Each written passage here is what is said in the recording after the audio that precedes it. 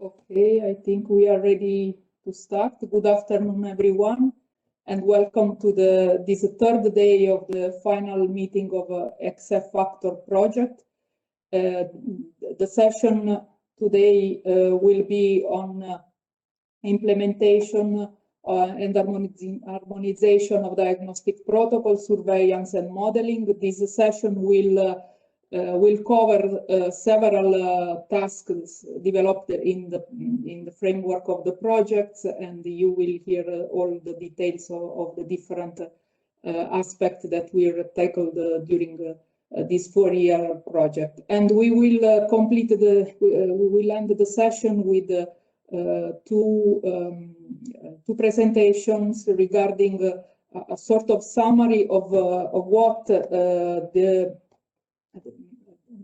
the outcomes of the project, how they have contributed to implement the strategies that the National Plant Protection Authority had to put in place, as well as how the project contributed with the scientific knowledge developed towards the implementation of the legislative and the policy measures. And we will also touch the communication, which is another hot topic currently for scientists. The way to communicate to the citizen is an important aspect in the management of the epidemics. Not only like we are now experienced with the COVID-19 emergence, but we experienced the same on a small scale for this plant pathogen. If I can share the screen, just for those of you that did not participate in the last 2 days to the previous session, I want to remind that the event is registered, is recorded, so you will find you have the possibility to follow all the speeches afterwards, after the conference. And I want also to remark that today is the last part of the XF Factors final meeting, but the event continues with the third European conference that will start tomorrow afternoon, and then the whole day of Friday. So I ask the technical support to give me the possibility to share the screen.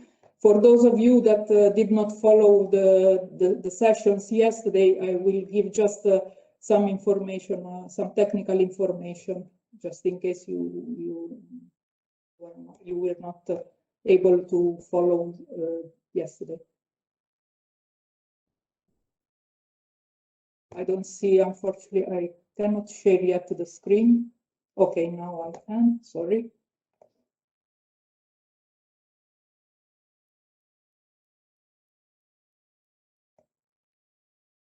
Yeah, just to tell you that you can follow the program. If you need the program day by day, is on the EFSA website and on the XF Factor website. On this website, you can also have access to the book of abstract, the draft. And then an important part of this online event is the e-poster session. As you may already know, we selected Twitter and Zenodo as platform to provide visibility and active interactions with the authors of the posters. You can find all the posters at this hashtag Xylella21 posters, and I didn't mention in the past days, but I want to really thank Sara Tramontini from EFSA for for taking care of the Twitter account for the poster and for preparing all the nice tweets that you can find for interacting with the authors. So from Twitter, you can then be directed to the Zenodo platform, and where you can have access both to the abstract and to the PowerPoint presentation. It is important that you have a look of the poster. There are more than almost 100 posters in the poster session, because EFSA has launched a social competition for the poster. So we have. Okay, I have problem to go with the slide on. As I was saying, that there is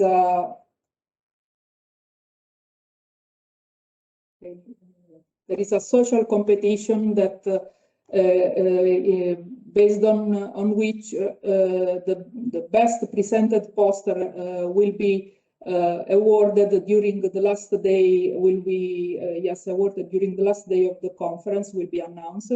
The Twitter analytics will be downloaded tomorrow night, so you have time until tomorrow night to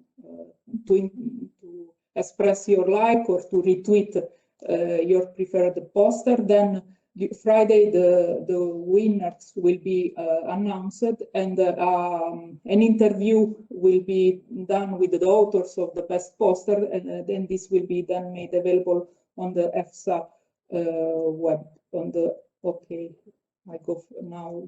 Is going the presentation. Sorry for the technical problem. And so I go back. Yeah. So the interview will be then made available on the EFSA channel. Just some technical information for the attendees. You can interact with the speakers through the Q&A box. You place your question, written question, in the Q&A box, as I'm showing here. And then the question will be answered only orally. The chair will read the question to the speaker. If not all questions will be answered during the conference because of time constraints, then we will prepare a written answers to the remaining question, and this will be published with the book of abstract afterwards. So I conclude my speech by reminding you that although today is the final day for the final meeting of XF Factor project, as tomorrow the third European conference will start, and so please be also attending the conference. And with this, I leave the floor to Francois Petter from EPPO and to Peter Beck from GRC. They helped me in the coordination of the project by taking care of some of the work packages, and I invited them to help to chair this event, and so they will chair this session. Thank you, Francois, and thank you, Peter, for being available. I leave you the floor. Thank you very much, Maria. And so, can I share my screen, please, for a few minutes?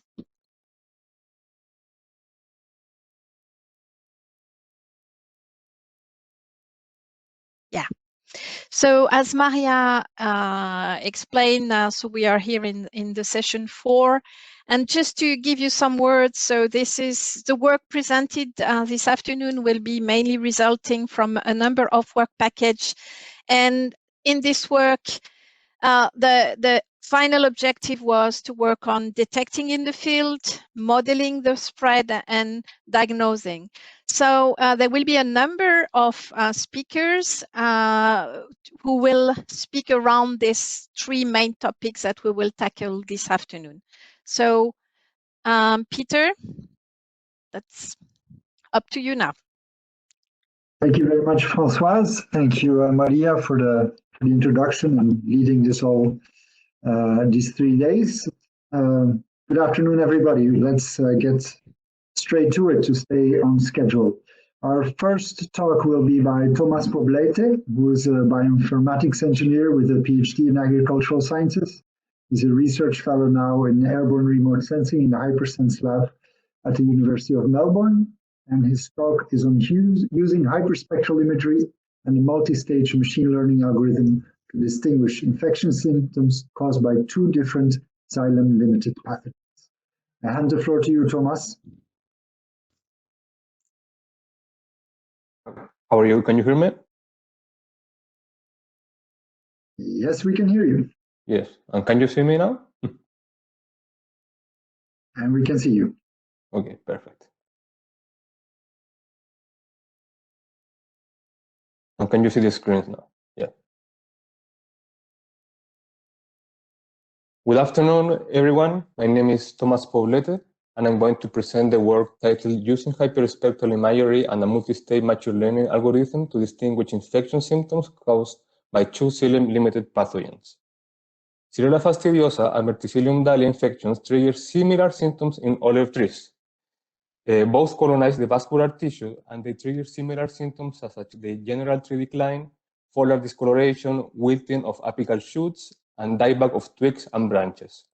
Here in this slide, we can see several trees infected by either Xylella fastidiosa and by Verticillium dahlia, and we can see that symptoms triggered by both pathogens are similar. In addition, symptoms triggered by both diseases can be confounded with water-induced stress response, which make it more difficult to differentiate between both diseases and to identify both of them. Several cost-effective approaches for large-scale detection have been proposed relying on remote sensing technologies for the early detection of either Xylella fastidiosa infections and Verticillium dahlia independently. Nevertheless, no studies have attempted to discriminate symptoms caused by both pathogens. As a response to this, the objective of the work was to evaluate airborne hyperspectral and thermal imagery collected from Xylella fastidiosa and Verticillium dahlia infected olive orchards to assess the potential discrimination of the physiological symptoms induced by each pathogen. In addition, to assess the effect of plant water status on the detection of both diseases, comparing traits sensitive to detect water-induced stress with those induced by the infections. We monitor Xylella fastidiosa infected zone located in Puglia in southern Italy, where hyperspectral and thermal imagery was collected in 15 olive orchards, comprising more than 7,000 olive trees monitored during 2016 and 2017. In the case of Verticillium dahlia infected zone, it was located in southern Spain, where also hyperspectral and thermal imagery was collected in 11 olive orchards, comprising more than 7,000 olive trees monitored during 2011 and 2013. In addition, several assessments of disease incidence and severity of olive trees infected by both diseases were carried out in situ, where asymptomatic trees were classified as severity 0, and depending on the percentage of the symptoms, the symptomatic trees were labeled from 1 to 4. With the hyperspectral imagery, we retrieved pigment contents such as the chlorophyll content, anthocyanin contents, carotenoid contents, and structural parameters such as the leaf area index and the average leaf angle. We retrieved these parameters using inversion of radiative transfer model using specifically support vector machines. We use the Pro4Sail radiative transfer model, which couples prospect D with 4Sail. In addition, we retrieved the sun-induced chlorophyll fluorescence through the O2A infilling Fraunhofer line depth method. And in addition, we calculated several narrow band hyperspectral indices where we reduced the collinearity between them using the variance inflecting factor. Finally, using the thermal imagery, we retrieved the crop water stress index. Now I'm going to explain the 3 stages classification. First, with the parameters that I detailed before, we developed and we built independent datasets, including the hyperspectral and thermal datasets. We built the Xylella fastidiosa dataset comprising asymptomatic and symptomatic trees. We did the same for the dataset comprising Verticillium dahlia infected trees, and the water-induced stress dataset comprised non-water stress and water stress-induced olive trees. With the datasets, we assess the contribution and the importance of each spectral and thermal traits for detecting both infections and water-induced stress.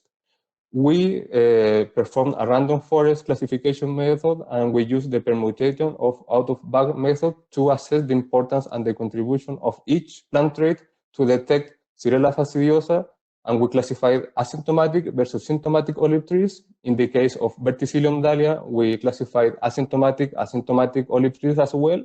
And in the case to detect water-induced stress, we classified non-water stress versus water stress-induced olive trees. Now I'm going to explain the stage 1 of the 3-stage methodology, which we call the detection stage. Using the contribution and importance retrieved in the previous slide that I explained, we developed feature-weighted classification models to include the importance and consider the contribution of each spectral trait on the detection of each disease. By doing this, we had 2 models that were a feature-weighted model to detect Xylella fastidiosa olive trees, and also a feature-weighted model to detect Verticillium dahlia trees independently. Then the reclassification stage, which is the stage 2, was applied in order to reduce the uncertainty produced by symptoms that, as I said before, could be confounded with water-induced stress. By doing this, we performed a spectral cluster algorithm to do the reclassification over the uncertain trees, and we did a comparison of the contribution and the importance of the spectral traits for detecting both diseases compared with the water-induced stress response. And the spectral traits that differed the most were included into this stage. Finally, in the third stage that we call the discrimination stage, the trees detected already as infected from the previous stage were compared in order to discriminate between both infections. We identified divergent traits that were obtained to discriminate Xylella fastidiosa over Verticillium dahlia infected trees, and also Verticillium dahlia over Xylella fastidiosa infected trees. Here we can see an overview of the schematic representation of the 3-stage classifications. In order to assess the accuracy of the model to detect and discriminate both diseases, we perform a sensitivity test, where sensitivity could be understood as correctly identifying true positive while avoiding false negative trees, being sensitive to detect the infections while not discarding infected trees. In addition, we perform a specificity test that can be understood as correctly identifying true negative while avoiding false positive olive trees, being specific on discarding not infected trees while not classifying as infected healthy trees. In this slide, we can see the results of the importance and the contributions of the plant traits when detecting Xylella fastidiosa infected olive trees. We can see that the crop water stress index, the NPQI, the anthocyanins content, the solar-induced fluorescence, and the PRI index were those that had the highest contribution when detecting Xylella fastidiosa infected trees. While when detecting Verticillium dahlia, we identified that also the crop water stress index had the highest contribution, but compared with Xylella fastidiosa, the B index, the anthocyanin contents, and the NPQI also had the greatest contribution when detecting this infection. On the other hand, when detected water-induced stress, we identified that the crop water stress index also had the highest contribution, but the PRI, the carotenoid content, and the leaf area distribution angle had the highest contribution when detected water-induced stress. As I said before, in the reclassification stage, we included those traits that had the highest contribution of both diseases compared with the importance when detecting water-induced stress. In that sense, the NPQI, the anthocyanin contents, and the solar-induced fluorescence were the traits that we selected, since for both diseases, for detecting both diseases, they at least doubled the contribution when detecting water-induced stress. On the other hand, the plant traits to differentiate Xylella fastidiosa over Verticillium dahlia infections were the PRI, the CRI, the BF, and the CUR index, since these traits were not included in the previous stage, and when detecting Xylella fastidiosa, they at least doubled the importance and the contribution when detecting Verticillium dahlia infections. Finally, the plant traits used to differentiate verticillium dial infections over Xylella fastidiosa infections were the carotenoid content, the average leaf angle, and the blue index. The sensitivity test for detecting Xylella fastidiosa infections showed that at the detection stage, an overall accuracy of 60% and a kappa coefficient of 0.14 was reached. Then, when performing the reclassification stage that was applied to reduce the uncertainty produced by confounding responses with water-induced stress, we got an overall accuracy of 62% and a kappa coefficient of 0.28. Here we also observed that there was an increase in the true positive rate, which means that the uncertainty and the confounded symptoms were reduced when performing this stage. Finally, when applying the discrimination stage, we got an overall accuracy of 92% and a kappa coefficient of 0.8. We also observed that there was a decrease in the false positive rate, which means that the model was not getting confounded when detecting one disease with the counterpart disease. On the other hand, when the sensitivity test for detecting verticillium dahlia infection, we observed the same behavior, that the true positive rate was increased in the reclassification stage and the false positive rate was decreased in the discrimination stage. Here in the detection stage, we got an overall accuracy of 80% and a kappa coefficient of 0.11. Then when applying the reclassification stage, we got an overall accuracy of 87% and a kappa coefficient of 0.22.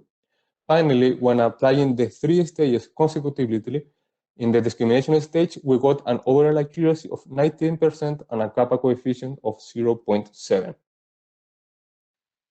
For the specificity test, we observed that after applying one stage after the other, we got an increase in the true negative rate, being for detecting both diseases above 95%. On the other hand, the false positive rate decreased when applying the 3 stages consecutively, reaching less than 5% after the 3rd stage was applying when detecting and discriminating both diseases. As a conclusion of this study, despite the high similarity between the symptoms triggered by both pathogens, these results highlight that a combination of spectral traits and a 3-stage machine learning algorithm can be used to accurately monitor, detect, and differentiate olive trees infected by both infections. When detecting Xylella fastidiosa infections, the false positive rate decreased down to 4% with an overall accuracy of 92% and a kappa coefficient of 0.8. And finally, when detecting verticillium dahlia infections, the false positive rate decreased down to 9%, yielding an overall accuracy of 98% and a kappa coefficient of 0.7. Thank you so much for your attention. I finished early. Thank you very much, Thomas. I want to remind everybody that we have the Q&A open for any questions to Thomas and also to the following speakers. For the time being, we don't see any questions popping up yet, unless somebody is fast typing now. What I suggest we do is that we move forward with Carlos Camino's talk, and then if there are questions that are for either of the two talks, they can of course still be posted, because I presume Thomas will stay with us.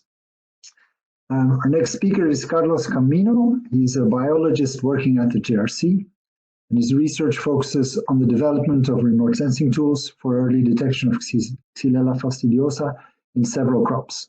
And what he will be talking about today is about the integration of an epidemic spread model with remote sensing for Xylella fastidiosa detection. So I hand the floor over to you, Carlos. Okay, thank you, Peter. Can you hear me correctly? We can hear you just fine. Go ahead. I'm going to share my screen. Oops. Let's see. Okay. Thank you, Peter, for this introduction. I'm going to talk about the result that has been today published in Remote Sensing of Environment and is funded by the X Factor project. In particular, I'm going to show you how by integrating an epidemic spread model with remote sensing, we can improve the early detection of Xylella. As all of you know, when the insect transmits the pathogen into the host plant, Xylella starts to grow into the vascular tissues.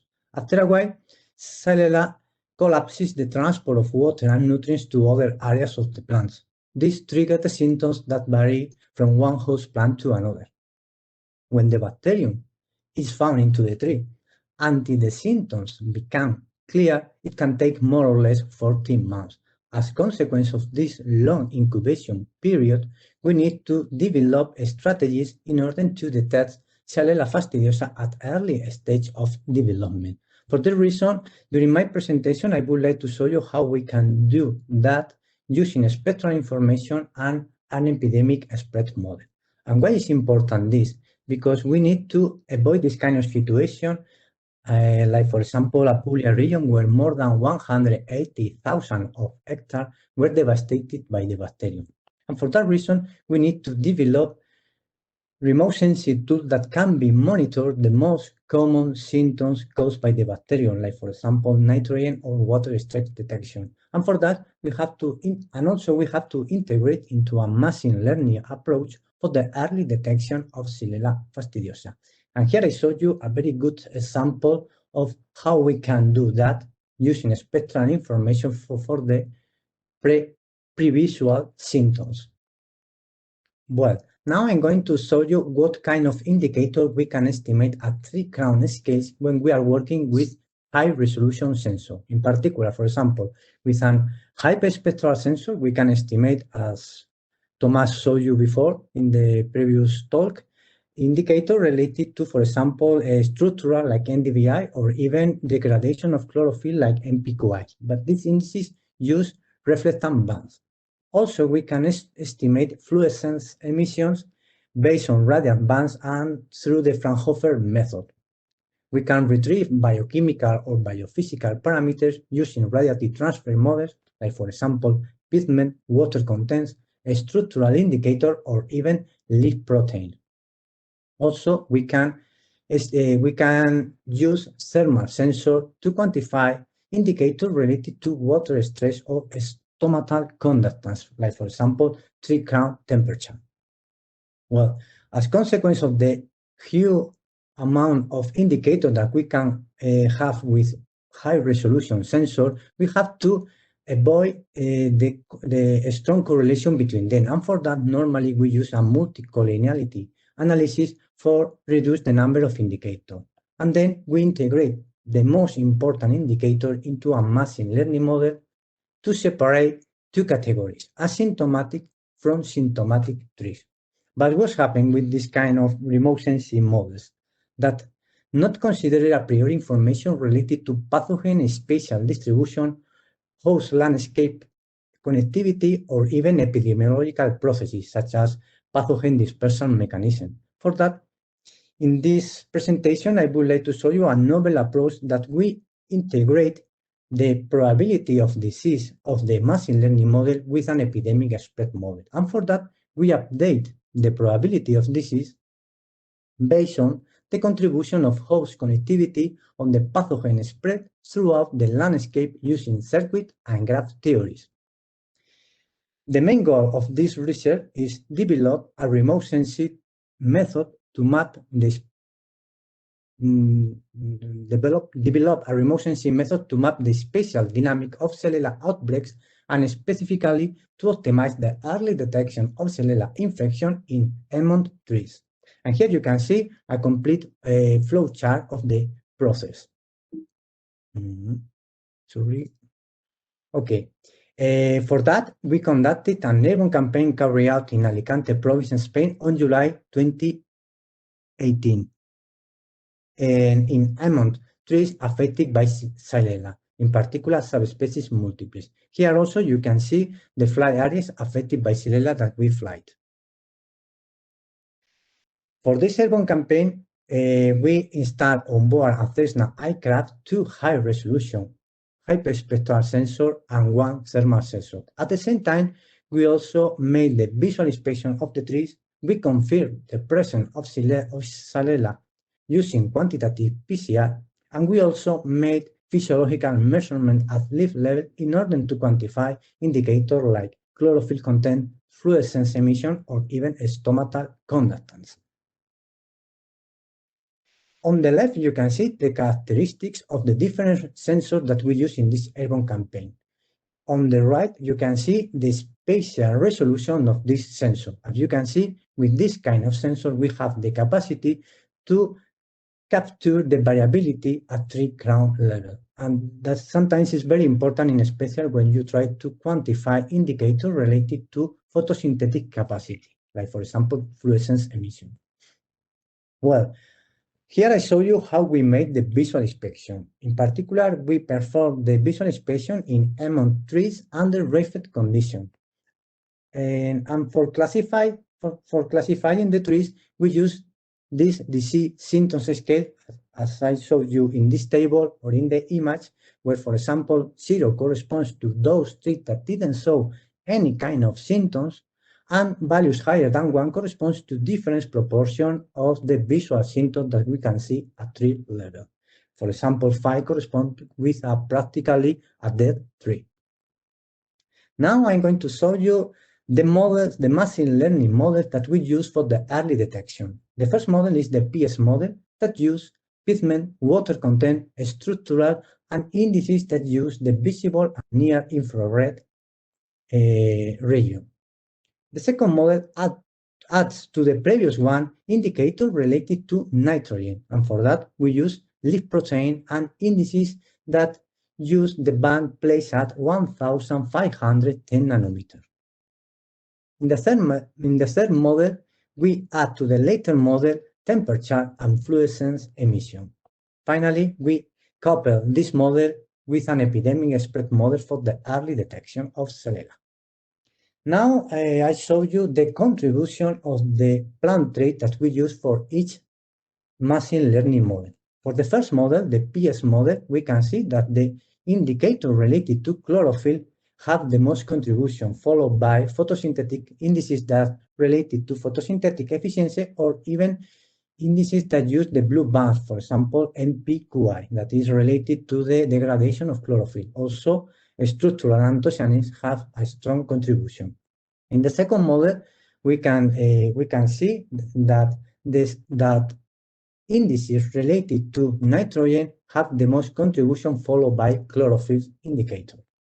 And finally, in the third model, we can see the same pattern for the indices related to nitrogen and chlorophylls.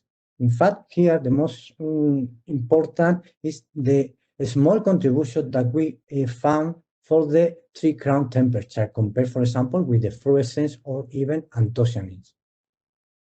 Now I showed you 2 plots of the typical metrics that normally we use to measure the performance of the machine learning models. On the left, you can see the overall accuracy across the different models, and on the right, you can see the Cohen's kappa coefficient. As you can see, as increase the number of indicators, we increase both metrics. In particular, for the second model, we only increase by around 1% compared to the first model. In the third model, we also analyze the effect of fluorescence emission by adding or removing this indicator into the model. As you can see, when we put together 3 crown temperature and fluorescence emission, we get better overall accuracy than the other models. When we update the probability of disease of this model with an epidemic spread model, we increase the percentage, the overall accuracy, reaching values close to 80%. In fact, we increase the overall accuracy by around 7% when compared with the first model, and by around 5% when compared with the third model. In this table, I showed you the performance of the best models and the visual inspection when comparing with a subset of trees that have quantitative PCR. In particular, of the total quantitative PCR, 78% of the trees were positive. As you can see in this table, for both metrics, overall accuracy and Cohen's kappa coefficient, the copper remote sensitivity spread model show better overall accuracy than the remote sensitivity and the visual inspection. In order to know if if this model have the capacity to detect Salmonella at early stage of development, we evaluate the asymptomatic infection that corresponds to those trees that the models classify as symptomatic trees, but didn't show any kind of symptom. That means the visual inspection classified as asymptomatic tree, but the presence of Salmonella were confirmed by the quantitative PCR. In general, the copper remotency spread model increased the percentage of well-classified compared, for example, with the remotency model that only captured 17% of these trees that didn't show any visual symptoms, but the presence of Salmonella were confirmed with quantitative PCR. Now, I would like to show you the spatial map distribution of the visual inspection at the different models in an orchard with low incidence of Salmonella. In particular, on the left, you can see the classification of the trees according to the visual inspection, where black dots corresponds to symptomatic trees, white dots corresponds to asymptomatic trees, and also you can see the value of the quantitative PCR, where green is negative and red is positive. Now I show you the prediction of the remote sensing model using spectral information. As you can see, both spatial maps are quite similar. In fact, when you compare with the quantitative PCR dataset, you can see that both the remote sensing and the visual inspection get similar percentage. When we update the remote sensing with an epidemic spread model, taking into account dispersal probability and the Euclidean distance between the trees, we can see that the copper remote sensing spread model increased the percentage of well-classified according to the quantitative PCR. In fact, when you focus on this area, you can see that the number of trees classified as symptomatic trees was higher for the remote sensing for the copper remote sensing spread model, compared with the visual inspection and remote sensing that miss this tree, that probably have didn't show any kind of symptom, but the presence of disease was there. And for this reason, the copper remote sensing spread model could be a useful tool for detecting Salmonella infection at early stage. And to conclude my presentation, I show you the main conclusion. The first one is coupling a remote sensing model with a stochastic epidemic spread model improves the detection of Salmonella fastidiosa. The second one is this promising result highlight this promising result highlighted the suitability of this methodology for assessing the symptoms caused by Salmonella and other plant pests at large scales. And finally, the integration of remote sensing estimation in spatial spread modeling demonstrates accurate mapping on spatial correlation typical for a vector-borne transmitted disease. And to finish my presentation, I show you what we are developing at this moment in an urban campaign conducted in Mallorca Island, Spain on July 2019. In particular, we are developing a machine learning approach for estimating different plant traits, and in special one trait related to the photosynthetic capacity, like BCMAS, that is the velocity of carboxylation or Rubisco enzyme, with the main idea to create parsimonious model for separating correctly asymptomatic from symptomatic tree using a minimum of traits. And before ending my presentation, I would like to give a big thanks to all my colleagues, all the collaborators that you can see in this image, because they made easy this kind of research. Thank you so much for your attention. Thank you very much, Carlos, for this presentation. Thanks to both you and Thomas also for sticking to the time, which means we have some time left to answer questions. There's more questions in the Q&A now than we'll be able to handle in the 6 minutes we have, but just to remind everybody, there will be follow-up in writing for the questions we can get here. We have some more general questions that I would like to pose to both of you, and there are also some more technical ones. Maybe first for Thomas. a question that came up about your work that looks into distinguishing symptoms that might look very similar caused by Xylella or other biotic agents or by drought stress. How would your method perform when you have both at the same time? When you have Xylella infections on top of a drought stress? Is that something that's already captured by the method as is, or would that require further specific work? Yeah, so as we said in the presentation, the method is able to differentiate and to reduce the uncertainty produced by water stress. Let's say we have one model to detect Xylella fastidiosa, and we reduce the uncertainty with water-induced stress symptoms, and then we differentiate Xylella fastidiosa over verticillium, and then we did the opposite. We have a model to detect verticillium, and then we differentiate verticillium over Xylella fastidiosa. So the model detects and differentiates both of the diseases independently. So it's not just one against another, it's one against another and the other against the other one. Thank you very much. A question that I'd like to ask to both of you. Your results rely on images that were acquired from hyperspectral sensors at very high resolution, deployed on manned aircraft, in this case not on drones. Of course, many people listening are interested in further development of these models towards operational implementations, and which is, of course, not an immediate step.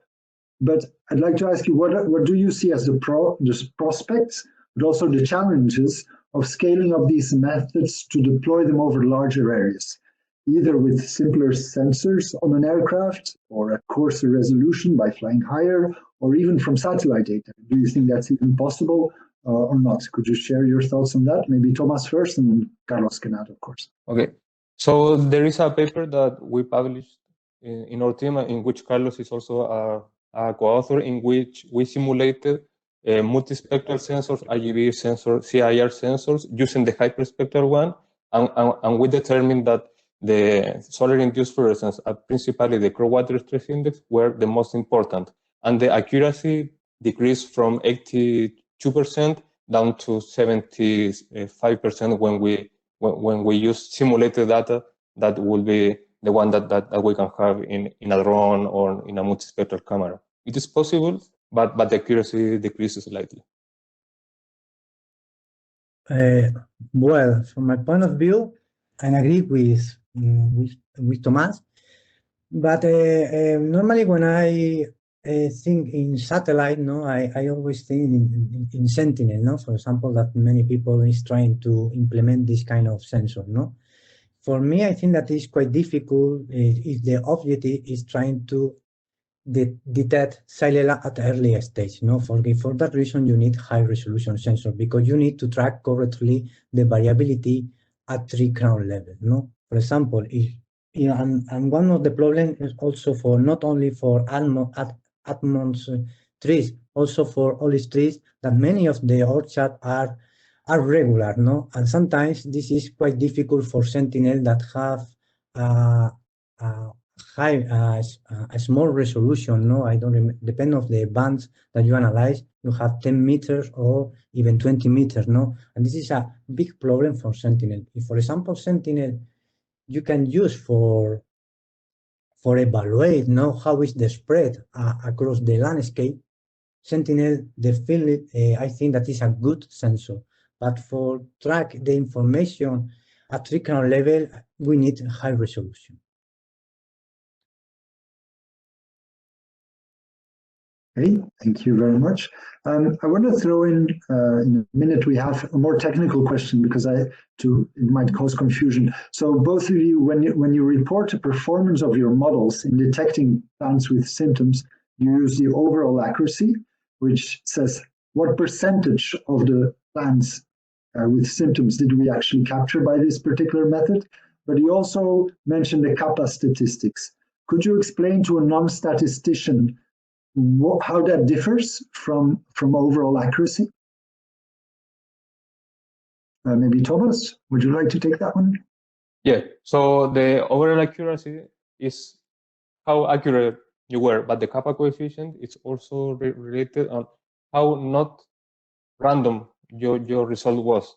So by doing that, you can have a 99% of accuracy if you blindly select, let's say, just asymptomatic trees, but depending on the testing set that you're having. But the kappa coefficient is also giving you information on how reliable your prediction is, and how not random your results or your overall accuracies that you are reporting are obtained.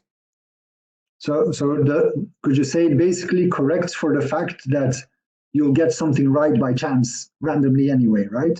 So if you have very few asymptomatic trees in the landscape and your model says everything is asymptomatic, you'll have a lot correct just because there are very few, but it's by chance, right? So it's correcting for that.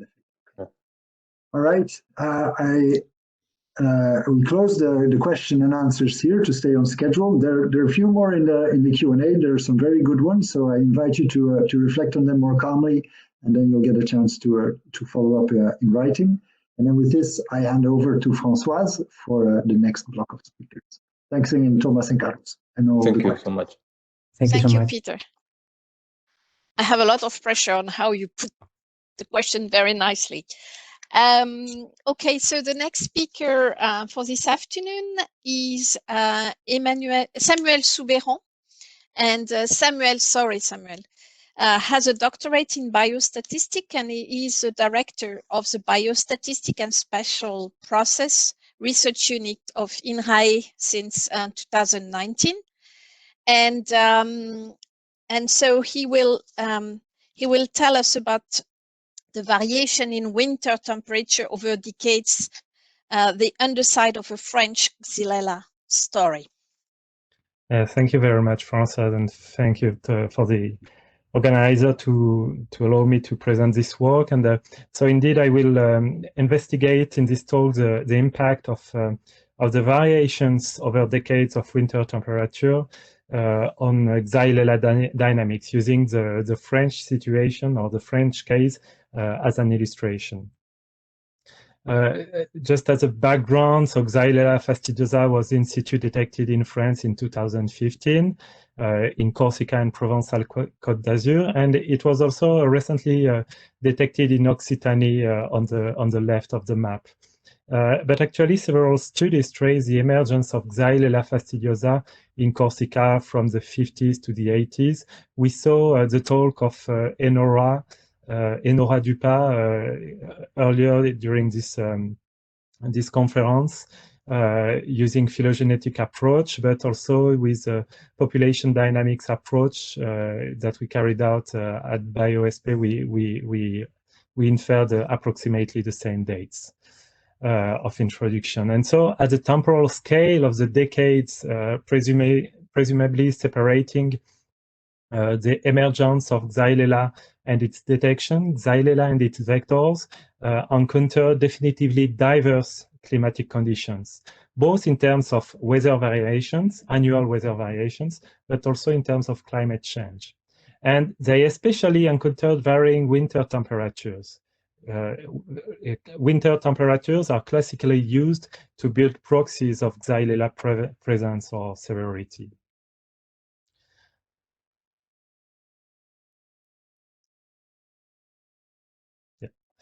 And so in this talk, I address this question: can we measure an impact of global warming on Xylella spread?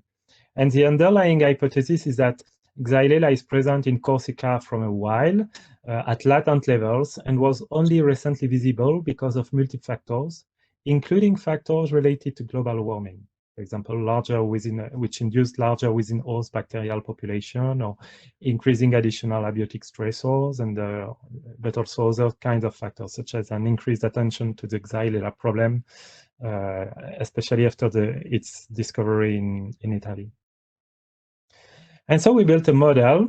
So it's a stochastic SES compartmental model with a control term, a surveillance and control term actually, in which individuals are 1 square kilometers pixels.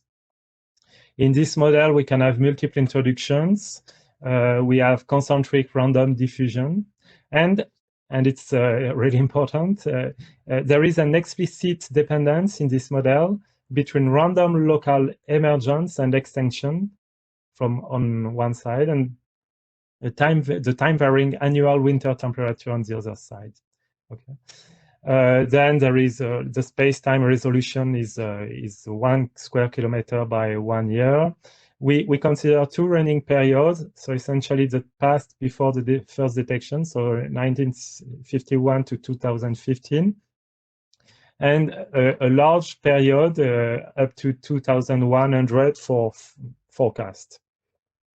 And for the forecast, we considered a specific temperature scenario, or more exactly, the representative pathways of CO2 concentration corresponding to 4.5 watt per square meter by 2100, which this scenario corresponds to an increase over 1 century of about 2 degrees in average at the global surface level.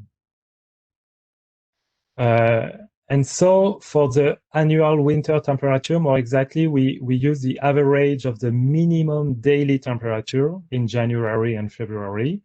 We have this data at the resolution which is indicated in this slide over the period from 1951 to 2100, and on the left plot you can see this variable in 1951, and the same variable in 2100 under 2 scenarios, and we will use the central scenario, so 4.5, which is 1. Okay. And here you can see what it gives from 1951 to 2100. So you see the animation on the left. The contour line that you see, which evolves, is the isolines corresponding to 5 degrees Celsius, and you can see that it's warmer and warmer. And on the right, you have a more traditional plot, the temperature in winter over time, and yeah, that's it.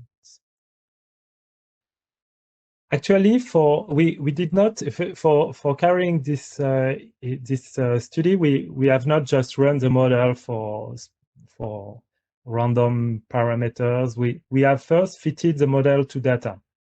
Okay, and we fitted the model to data using approximate Bayesian computation with automatic selection of the acceptance ratio and the weights of summary statistics.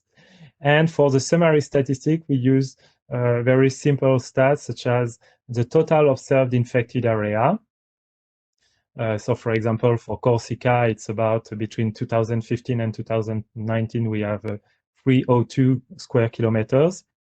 And also the proportion of observed infected neighborhood, which varies with a varying neighborhood radius. And this functional statistics characterizes the fragmentation of the observed disease distribution at different scales. And now the results. So first, we reconstruct the past epidemic based on the inferred parameters. And in black, you see a possible evolution of the total infected area across time from the 50s to 2015. Okay, so of course this curve is not observed in reality. We have to infer it. And what I have to say, because it's important for the following graphs, is that this average infected area is measured in terms of proportion of the Corsica area. Okay, so when you have 0.10, it means that 10% of the Corsican area is infected. And here you can see the impact of control resulting from the real surveillance and control process. So thanks to the control, which has been settled since 2015, we can evaluate that it allowed to reduce the infection of a few percent. Okay. And now this result concerns the impact of the temperature dynamics over 1991 to 2015. Okay, so we consider two cases. The first case is the actual case. Okay, we use the actual temperatures over from the 50s to 2015. Okay, so here you have the posterior distribution of the infection with a gray histogram. Okay, and the second case we split the temperature series into two parts.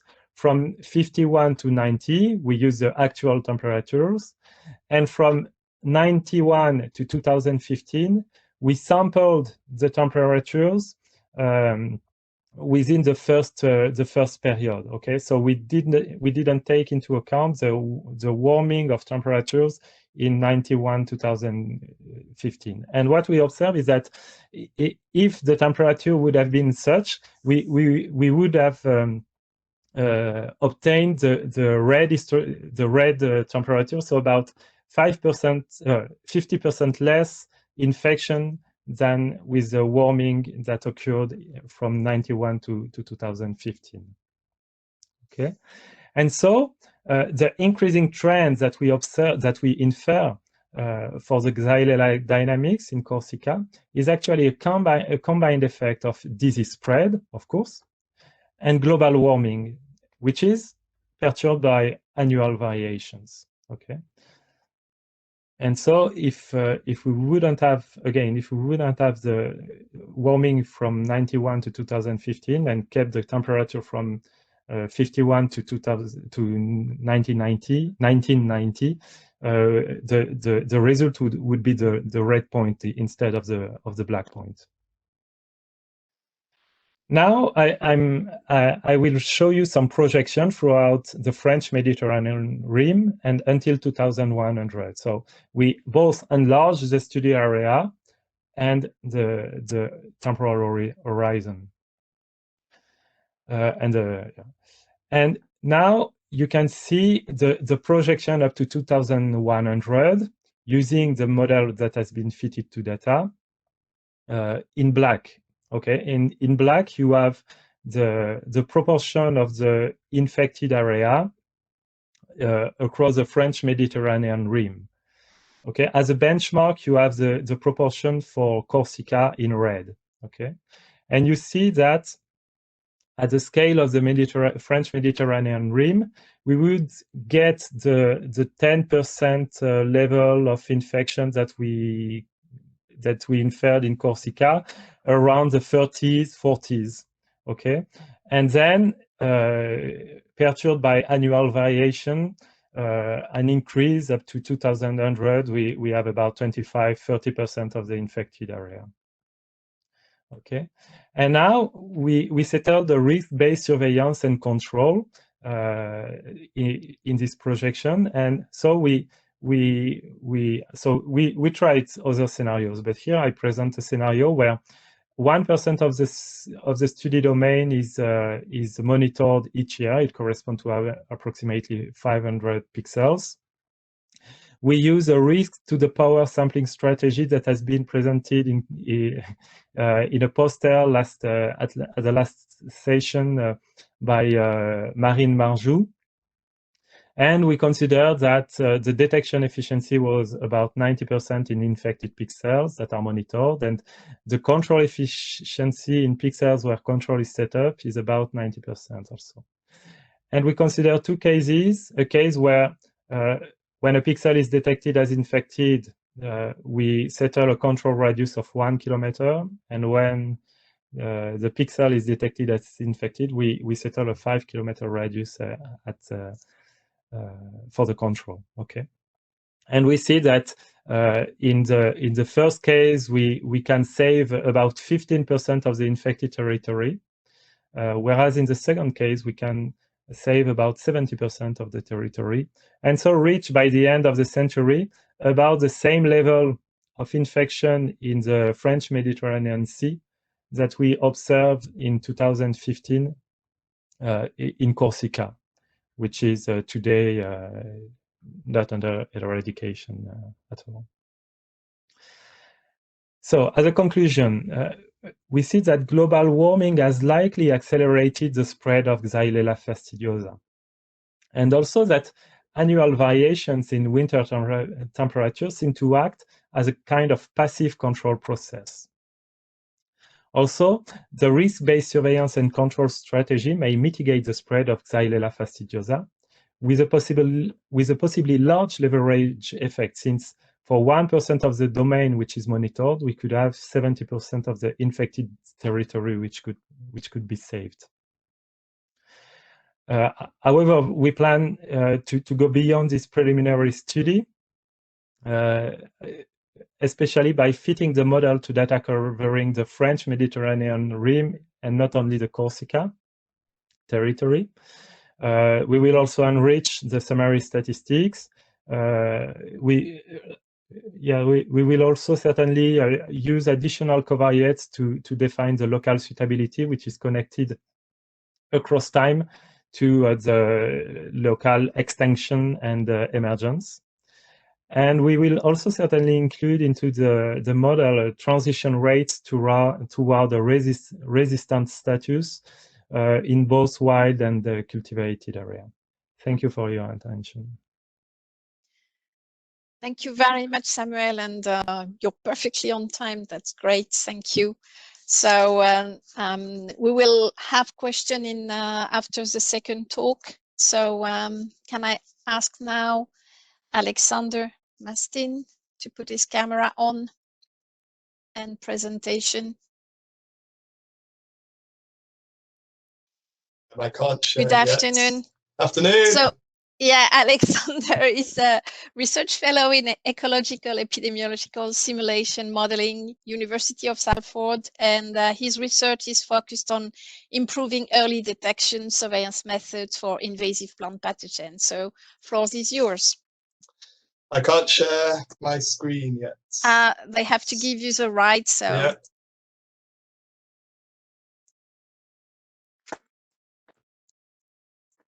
Oh, brilliant. Okay. Okay, hopefully you can all see that now. Yes. Wonderful. So good afternoon, everyone. Thanks for listening to me today. My name is Alex. I work at the University of Salford in the UK, and I'm going to talk today about the work I've done on improving surveillance for Xylella. And this has been conducted with Stephen Parnell and Frank van den Bosch at Salford and Nick Cunniff at the University of Cambridge. And now I've had to prune down what I've done quite considerably to squeeze this into about 15 minutes. So this is a very brief overview of what we've done over the course of the X-Factors project. So I'll start by quickly discussing surveillance aims and why we want to conduct surveillance. And then I'll give you all a whirlwind tour of what we've actually done, which has been mainly focused at looking at both where we should be conducting surveillance and by what means we should be actually conducting that surveillance. And I'll finish by summarising some of our main conclusions from that. So the first question is, why do we want to conduct surveillance for Xylella? And this ultimately comes down to the issue of surveillance aims, which are an essential consideration with any surveillance strategy. And so in our case, I'm going to talk about settings where Xylella is thought to be absent. More precisely, I'm going to focus on the uninfected portion of Apulia in Italy. So this is the uninfected area bordered in black here, going all the way down to this green line here, and this green line represents the buffer zone, which has been the main focus of surveillance to date.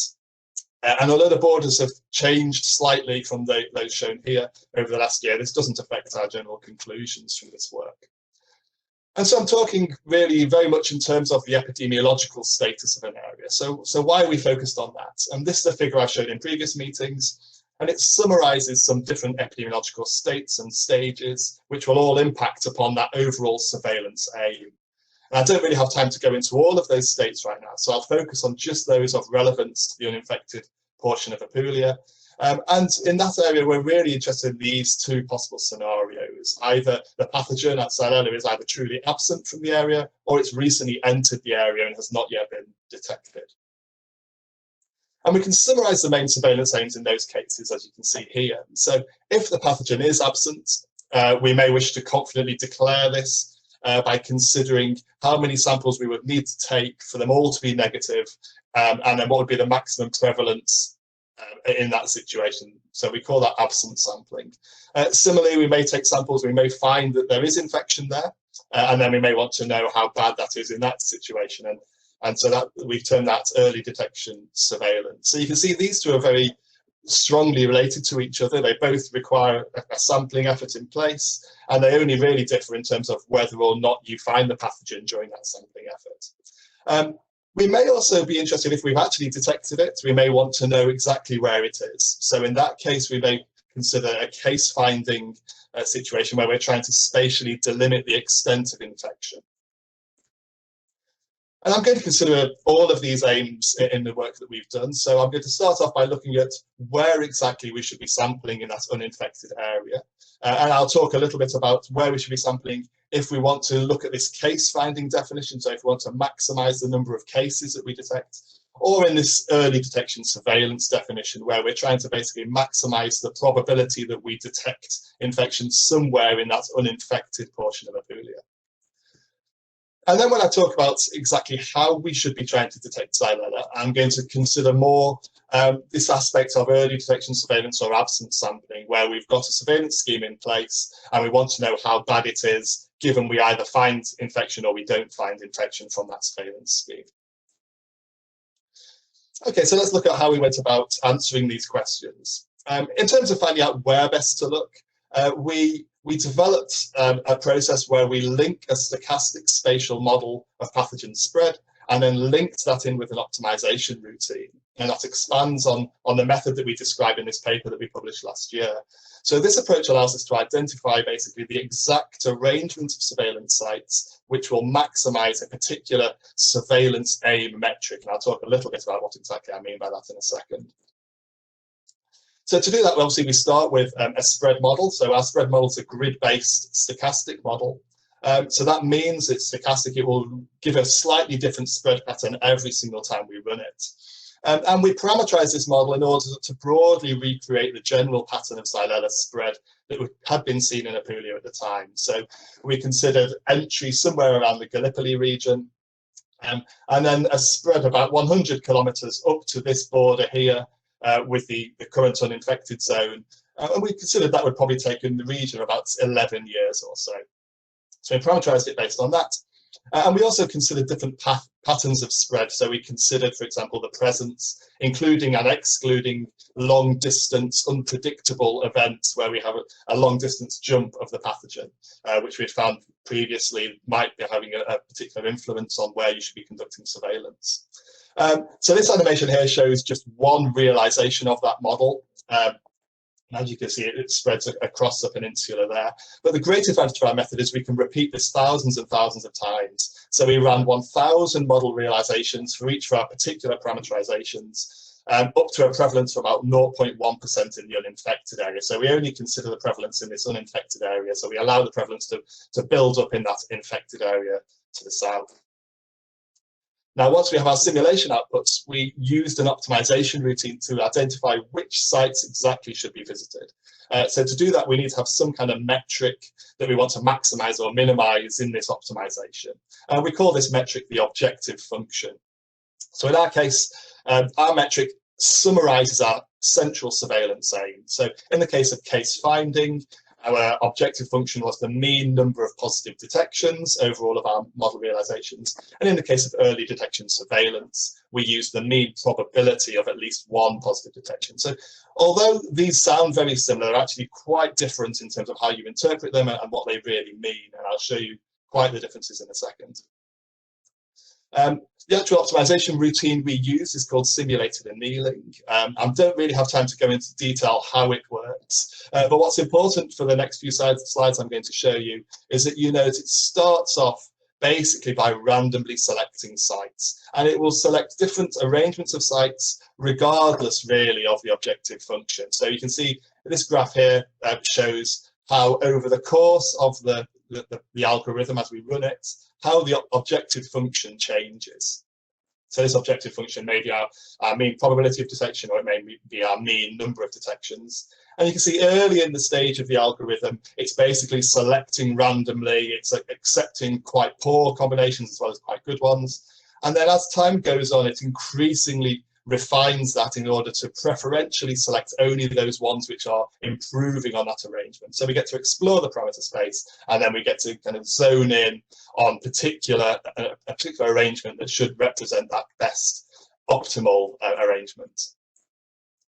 So we can see in this plot that trace function occurring in real time down at the bottom here. So we can see this initial stage where we're basically randomly selecting, and then as time goes on, we gradually refine that, and we're progressively selecting those sites that better reach that objective function. In this case, we're looking at maximizing the number of detections. And we can actually see how that's reflected in the landscape. So these are the landscape sites that we're selecting for this particular objective function.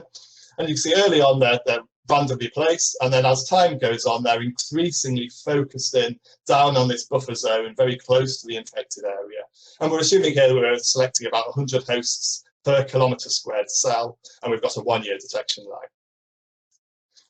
So as we can see, we have, if we look at maps of the mean end prevalence, as well as the olive density as shown in that previous map, the mean end prevalence is heavily focused down in this buffer zone. So you can see, regardless of how many sites we're selecting, when we're trying to maximize our number of detections, so we've got that case finding approach, pretty much all the sites are being focused down into this buffer zone adjacent to the infected area. And that correlates well with what's been conducted so far, because this area has been the focus of the most intensive surveillance efforts so far. Now, if we consider our other surveillance aim, which is this early detection aim, maximizing the probability of detection, again, using the same sampling characteristics, we can see this time, although we do get some refining of sites down into this buffer zone, we still have a lot of sites remaining further north, especially in this area of high olive density. And we can see that particularly well reflected if we look at large numbers of sites. So here, when we have 200 sites selected, we still have a good proportion of sites down in this buffer zone, but there's also a value in this case of conducting surveillance further away from that infected zone, further north in Apulia. And that reflects these long-distance dispersal events. So we assume that there's long-distance dispersal events occurring there, fairly unpredictable. And this shows that if we want to maximize our probability of detection somewhere in Apulia, then we should focus a little bit on that buffer zone, but also we should be putting surveillance resources away from it as well to catch those longer distance dispersal events. And also this corresponds well with the actual surveillance conducted, which has also conducted surveillance up into these further northern areas, and that's been responsible for some of the detections so far. So we can see when we compare these maps how considerably the surveillance aim impacts on exactly where we should be conducting surveillance, in between that maximizing detections and in between maximizing the probability of detection. So that demonstrates how important it is to clearly define your surveillance aim. We also looked at the impact of long distance dispersal events, but I'm not going to focus on that now because I appreciate I'm running out of time. So one thing I'm going to quickly touch on is this issue of the lag period before detection. So this graph here shows how the number of sites and the mean probability of detection are related to each other, as you'd expect. As you sample more sites, your probability of detection increases. But importantly, we show these 3 lines here representing different detection lags. So a detection lag of 1 year, which is our baseline, assuming visual inspection. And then we assume other ones, shorter ones, so a 6-month detection lag or no detection lag at all. And we can see here that as we reduce that detection lag, we actually reduce the required number of sites to achieve a given optimal mean probability of detection. So from about 55 sites when we've got a 1-year lag, goes down to about 40 sites for a 6-month lag, down to about 25 sites or so if we don't have any lag period at all. So this opened up the question of whether we should be thinking about other methods of detection, maybe things that can detect infection earlier before symptoms develop, and would that be able to improve surveillance in these uninfected areas? And I appreciate I'm fairly low on time now, so I'm only going to touch briefly on this aspect of our work, but I did cover this in more detail at the Corsica conference a couple of years ago, so feel free to watch the presentation I gave from that, which discusses this in much more detail. But to summarize, we've developed these simple formulae which relate the sampling effort, the performance of your detection method, epidemiological considerations, all together into working out what the maximum prevalence would be at either the time that we first detect infection or if we don't detect infection. So for those two situations, either early detection surveillance or absent sampling. And that provides us with a really simple way to evaluate how well different selection and sampling approaches would work. So how well maybe visual inspection of hosts would work, laboratory testing of hosts, maybe even laboratory testing of insect vectors, which I'm going to just touch on later. So I'm going to show results considering absent sampling here, but these general approaches are equally applicable to early detection surveillance, and the general conclusions are the same in both cases. So this plot basically shows how many hosts we would need to inspect in order to be 90% confident that the true prevalence in the surveyed area is lower than 1%. So this is what is specified currently for surveillance in the buffer zone. And these dashed lines represent the situation if we're using visual inspection. So we've got a detection lag of almost a year or so. And in that case, if we're using visual inspection, this shows that we would need to visually inspect about 10,000 hosts and for them all to be negative on visual inspection if we want to be 90% confident that the true prevalence is lower than that 1%. 2 minutes. Okay, thank you. We can see here that if we reduce that sample size, reduce the detection lag down to about 6 months or so, we would need considerably fewer. So we'd only need about 2,500 or so samples if we were able to reduce that detection lag down to about 6 months. The problem is this assumes that we have a diagnostic sensitivity of 1. So basically, we're perfectly able to detect every single infected case, even at 6 months after infection. And that's obviously unlikely to be the case when we're using molecular tests. And when we include the curves for these lower detection sensitivities, we can see the sample size can actually remain really high, even when we've got a short detection lag. So, for example, using our example of 6 months, if we're able to get a test that performs well, that is able to detect in 6 months, then if its sensitivity is 0.2 or lower, then actually it's going to result in a higher required sample size than visual inspection. But based on this, we then thought there are other ways we can detect early on, and we considered testing of insect vectors, because in that case, a pathogen is highly localized in the foregut, and it may be detectable at a very, very short detection lag.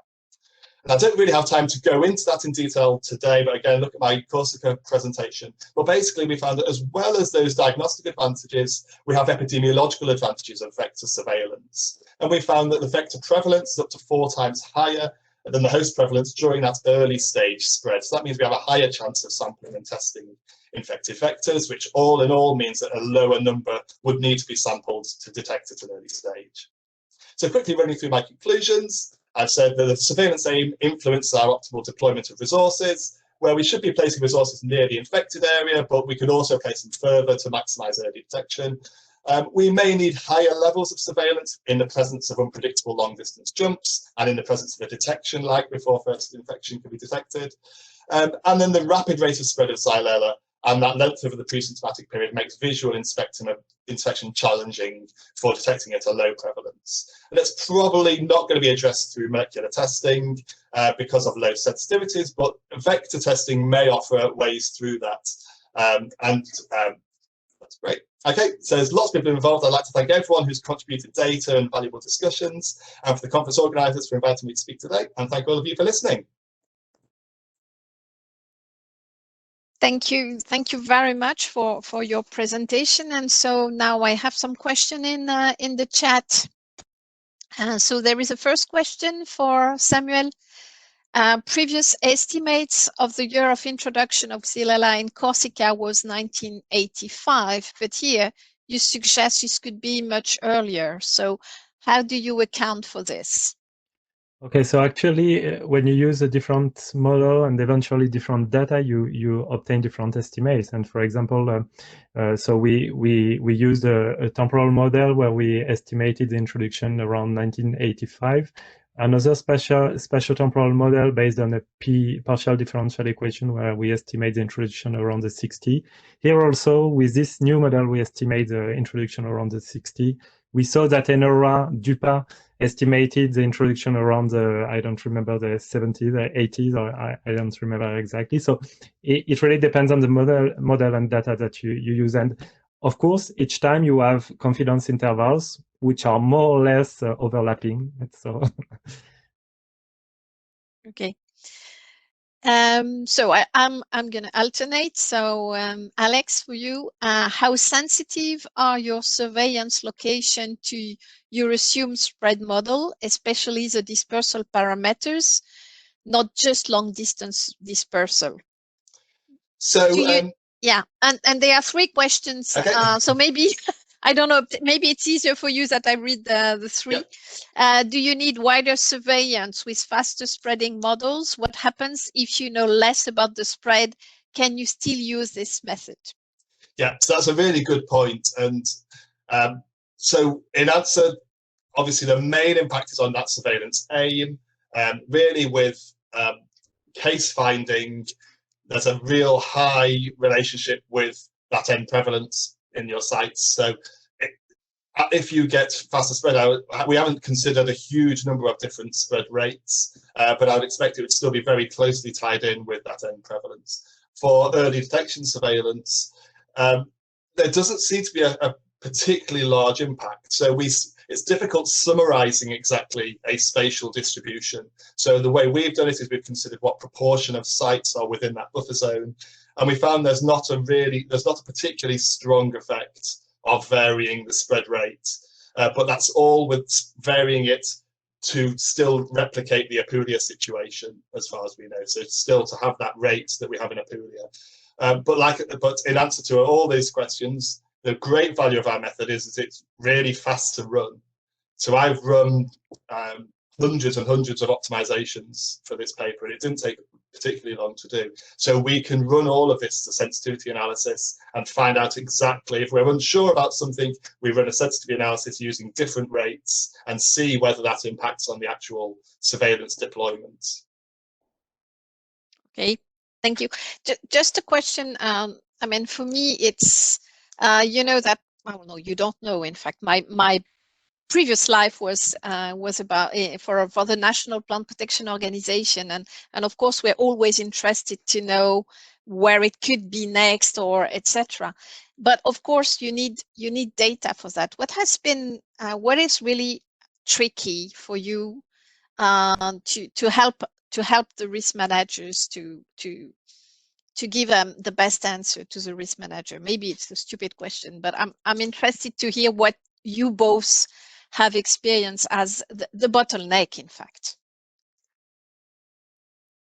So in terms of me, like I said, our optimization approach, I think it's very flexible to uncertainty. So we can run it, like I said, with different parameter estimates. It's quite useful fairly early on to identify quickly, based on what we know now, we'll run this. As we get more information, we can run it again and find out more.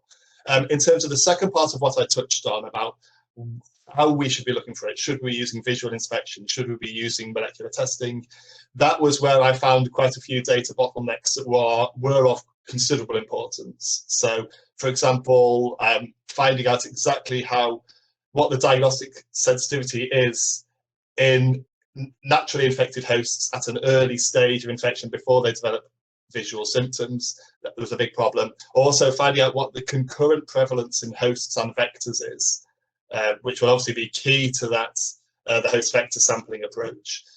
So those were the main bottlenecks in terms of data that I found. Okay, thank you. And Samuel? Well, I won't add anything. I just completely agree with the second part, especially with the second part of the answer of Alex. Okay, thank you, Samuel. A question for you, another question for you, Alex. Could surveillance be improved if we involve citizens in identifying and signaling suspicious plant and symptoms in the Xylella-free area of Apulia? That's and I think it could be the same for Samuel as well. How do you use citizen science? Yeah, Alex. Yeah, that's really, really key. So I came from the veterinary field, and this has always been a kind of issue that I've seen with plant health that isn't quite as pronounced in the veterinary health field, in that with veterinary health and animal health, usually vets will be able to diagnose things, and we don't have a similar data stream with plant health. So citizen science, I think, is an extremely potentially important and useful tool to use. I can't actually answer the question definitively. I think it's definitely an area that deserves a lot of further work, and we're preparing kind of plans for that now. I'll be working on a project actually looking at this kind of thing in due course, exactly what value and what are the limits of performance that will help citizen science reports actually help with this. But I know for a fact that a lot of detections have been made by citizen scientists, like early detections. The question then will be, how well is it for more routine monitoring or that side of things? Do you have something to add, Samuel? Yeah. To that? So in our group, we have actually the tools for fitting the models from heterogeneous data. So actually we call this approach mechanistic statistical approach. It's sometimes called the physical statistical approach, where we have a unique vision of the mechanisms of the dynamics. Okay, but we can couple this unique vision of the dynamics with several observation processes, which have to be specified at least to some extent, okay? And it can be official surveillance, it can be participatory science, and other eventually satellite data, etc. And so we have the tools actually to infer the parameters of epidemiological model from heterogeneous data issued from different sources. So we are really interested in this kind of context. That could be really interesting to see how all of this combines. And improve the estimation compared to just one source of data. One source, yeah, exactly. I think we've reached the time. I think we're very well on time. I don't know if you can answer quickly a last question, because we still have 1 minute.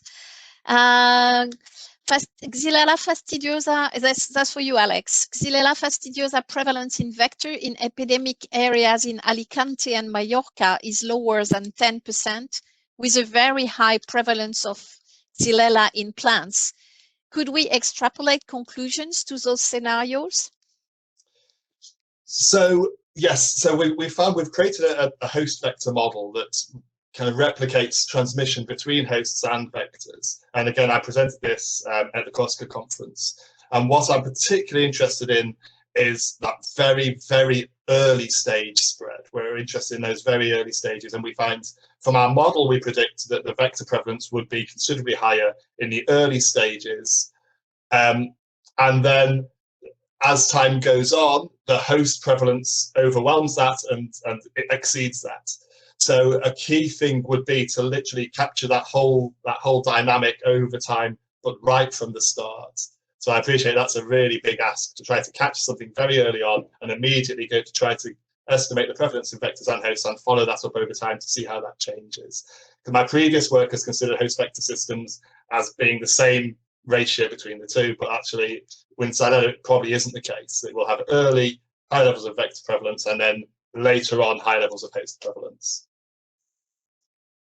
Thank you very much, Alex. Thank you to both. And then I will hand over to Peter for the continuation of this session. Thank you, Françoise. Thank you very much. It's a fascinating session we're having. We'll keep going to stay on time. Our next speaker is Martina Sendoya. She's a PhD student in the Bayesian Statistics Weber Research Group at the University of Valencia in its Department of Statistics and Operational Research. And she'll talk about the effects of dispersal barriers in the Xylella demarcated area in Alicante, Spain. And she'll talk about a non-stationary modeling approach. And I hope she'll explain to us what that is. Over to you, Martina. Good afternoon, and thank you, Peter. Can you see my presentation? Okay. Well, before starting, I want to thank the Scientific and Organizing Committee for giving me the opportunity to present this work, which has been carried out together with Ana Ubel, David Conesa from the University of Valencia, and Antonio Vicent from the IBIA. First of all, I will start with a brief introduction about the study area. Xylella fastidiosa was detected in 2017 in Alicante, identifying the subspecies multiplex and mainly affecting almond trees. From this first detection, following the legislation, the demarcated area was delimited, which has been updated based on new detections. In this work, we have analyzed the official surveys for the presence of Xylella fastidiosa in 2018 in the demarcated area of Alicante, which we have represented on the map where the red points correspond to the 1,151 positive samples and the green points to the 3,054 negative samples. The objective of this study was the analysis of the spatial barriers distribution of the spatial distribution of Xylella fastidiosa in Alicante and the effect of the implementations of different types of barriers as geographic features or control measures. Before going into detail about the methodology, I will explain some concepts. The first one is that we consider spatial analysis because ignoring spatial dependence and considering observation as independent would lead to inaccurate results. Citing Tobler's first law of geography and the basis of spatial correlation, everything is related to everything else, but near things are more related than distant things. However, spatial models usually assume stationarity and isotropy of the spatial dependence. That is, does not vary according to location or direction. In this example, used by Baca et al. For modeling the distribution of fish in an archipelago, the gray areas represent land and the white areas represent water. Assuming stationarity and isotropy, it is observed that the correlation of any point with respect to the black points is invariant as a function of location or direction and is smoothed over the gray areas. Then this assumption is not realistic when there are elements or barriers that prevent or hinder, in our case, the spread of the pathogen. Therefore, to deal with this problem, we need non-stationary spatial models. Considering the same example as above, taking into account the gray areas as barrier and using non-stationary model, the spatial correlation is hindered by the barriers and smoothed around them. In our case, the presence-absence data of Xylella fastidiosa were analyzed using hierarchical Bayesian model through the INLA methodology and the stochastic partial differential equation. Without going into detail about the model specification, just mention that the spatial effect is controlled by the standard deviation and the spatial range. This spatial range is defined as the maximum distance at which we can consider two observations spatially correlated. Following the methodology of Baca et al., the main difference between the stationary and non-stationary model is that the spatial correlation is eliminated in the areas of the barriers, introducing a range close to zero. In this particular case, the barriers are totally impermeable, therefore completely preventing the spread of the pathogen and can be interpreted as areas without host plant and through which vectors or plant material cannot pass. 4 models have been analyzed and compared. The stationary model without any type of barrier, which represents a scenario without any disease control intervention or geographical features, which we will use as a reference to compare the effect of the incorporation of barriers. The mountain barrier model incorporates the highest mountains as barrier, where the threshold was set based on the maximum altitude at which a positive sample was found, and 2 models with a perimeter barrier surrounding the infested area simulating control measures, which can be interpreted as an area where all host plants were removed and measures were implemented to completely prevent the spread of Xylella fastidiosa. In the first of this model, the barrier is continuous along the entire perimeter, And in the second case, the barrier has breaks that represent areas where no control measures are implemented. As a result of the stationary model, the mean of the posterior predicted distribution of the probability of the presence of Xylella fastidiosa was between 0 and 0.8, where the more intense red represents a higher probability. A higher probability of presence was obtained in those areas where positive samples predominate, which indicates a strong effect of the spatial component. On the other hand, the mean of the spatial range was approximately 4 kilometers, with a 95% credibility interval between approximately 3 and 5.5 kilometers. That is, remembering the definition of the spatial range, we can consider that two observations are correlated at a distance of less than 4 kilometers. Based on this result, this graph shows the correlation as a function of distance, where we can observe how the spatial correlation gradually decreases with distance. Although we consider that up to 4 kilometers, two observations are correlated, we see that at shorter distance, the dependence is much stronger.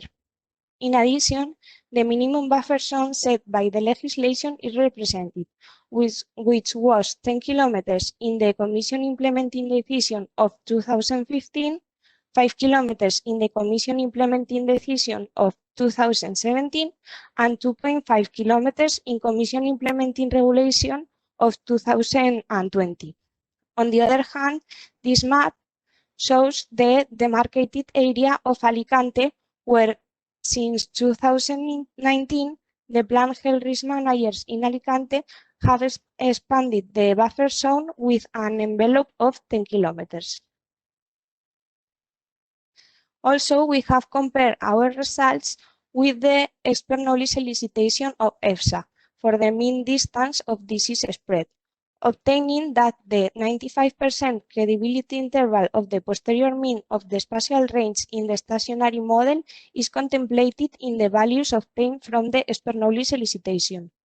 Although this may give us an idea that our results make sense in the context of Xylella fastidiosa, we must take into account that the expert knowledge solicitation was conducted under specific assumptions and the extrapolation to Alicante is not easy.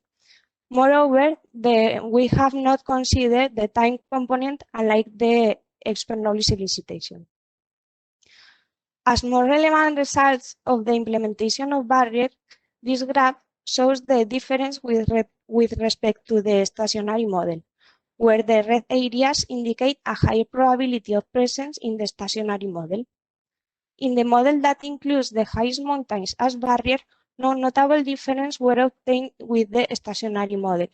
This may be due to the small extent of the barriers included. However, we cannot ignore that it does not make sense to make predictions in areas where we know that the pathogen cannot be present. In the case of the continuous perimeter barrier around the infested area, we found that outside the barrier, the probability of the presence of Xylella fastidiosa is higher in the stationary model. The fact that the probability increases in the presence of the barrier in the adjacent internal area is due to the high spatial correlation contained, since the smoothing effect that occurs in the stationary model is eliminated. This graph shows the difference between the models with perimeter barriers, where the red areas indicate a higher probability of presence in the model with the discontinuous barrier. In addition, positive and negative samples have been represented, since it has been found that in areas where the external zone of the barrier has not been sampled, a break in the barrier would imply a greater probability of presence due to the greater uncertainty, as occurred in the north of the study area. However, as we can see in the southern zone, where the sampling intensity is greater in the external area of the barrier, a break in the barrier would not imply an increase in the probability of presence. From these results, the most important conclusions are that the spatial range obtained was used as a reference to establish the buffer zone surrounding the infested area in Alicante. This methodology can be extrapolated to other study areas, adapting it to the corresponding data. Non-stationary models have allowed us to take into account elements that can hinder the spread of the pathogen. Perimeter barriers that simulate control measures have reduced the probability of Xylella fastidiosa presence in the external area, and these results can assist to prioritize the areas where control measures should be implemented first, such areas with lower sampling intensity and therefore more uncertainty. Finally, if someone wants to know more details about this work, I leave the link to the preprint in View archive and to the Zenodo repository, where you can find both the data and the code used. And thank you very much for your attention. Thank you, Martina, and thank you for your adherence to open science principles and linking straight to code and the write-up. Very nice example for us all, I think. We'll move on to Daniel Chapman. Before I do so, just a reminder that you can put your questions in the Q&A section so that we can pick them up in the last 10 minutes of this block. Daniel Chapman is lecturer in ecological modeling at the University of Stirling, uses models to investigate the distribution and dynamics of invading species, and he has been part of work package 8 in Exafactors. Today, he'll talk to us about developing a spatial epidemiological model to estimate Xylella fastidiosa dispersal and spread. Over to you, Daniel. Thanks, Peter. Can you see and hear me okay? Excellent. Go ahead. Good. Okay, so the rapid spread of Xylella has been one of the main problems with the introduction of the disease into Puglia. And we can visualize the spread both in terms of the monitoring program, where every year the positives seem to be creeping further and further north, but also in the remote sensing work done in Peter's lab, trying to pick up signals of large-scale die-offs in the olive groves. And we can see again that also shows a pattern of expansion from an initial ground zero area near Gallipoli and spreading through the region. This also, I think, comparing these two maps also illustrates just how efficient the dispersal is, because you can clearly see that the die-offs of the disease lag strongly behind the spread of the disease to new locations shown in the monitoring data. So indicating really just how efficient the spread is. So why are we trying to model this kind of spread dynamics? Well, one reason is we can use the models to try to estimate epidemiological parameters such as transmission rates, dispersal distances, and the year of introduction into Puglia. We can also try to use these models to inform risk assessment and disease management. So we can using the models try to identify biological factors driving the spread, and we can try to use the models to simulate different surveillance and control strategies, similar to some of the work that Alex presented earlier. So the work that I've been involved in has developed two models for Xylella spread. And the first of those is for a very spread at a very local scale, looking at spread within olive groves. And this model is actually a non-spatial model, and it's a compartmental model of the SIR type, similar to what Samuel presented earlier. And this model has been fitted to plot survey data tracking spread of the disease within olive groves. And it allows us to estimate the transmission rates and the asymptomatic and desiccation periods. And the second model is kind of extending that model to a spatial landscape scale, linking this first model with the model for dispersal. Sorry, I keep jumping forward on my slides. Sorry about that. Yeah, linking model one with dispersal to represent spread across a region. And this model has been fitted to the Puglian monitoring data and to the remote sensing data of severe damage that I showed earlier. And with this model, we want to try to estimate the dispersal ranges and the year of introduction in Puglia. So just to give some more details on model one, the trees within the olive grove are divided up into 4 different types. There's the susceptible uninfected trees, the asymptomatic trees, which we call exposed, the symptomatic infected trees, which we call infected, and the severely damaged or dead trees, which we call desiccated. So one part of the model represents the progression from the asymptomatic stage through to the severely damaged and dead stage. And the other part of the model represents the transmission of the disease, in which the uninfected trees become asymptomatic. And this can be driven by all of the three infected stages. We probably expect it to be driven mostly by the infected stage, but we can also try to estimate the infectivity from the asymptomatic and from the severely damaged trees.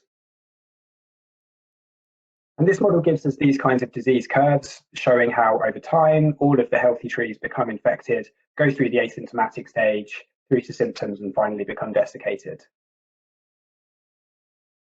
We estimated the parameters of this model by fitting it to snapshots of disease progression over about 3 years in 17 olive grove plots, in which the numbers of symptomless, symptomatic, and desiccated trees were recorded. And we fitted the model by aligning those short snapshots as best as possible to the disease curves coming out from the model. You can read more about it in the paper that came out last year.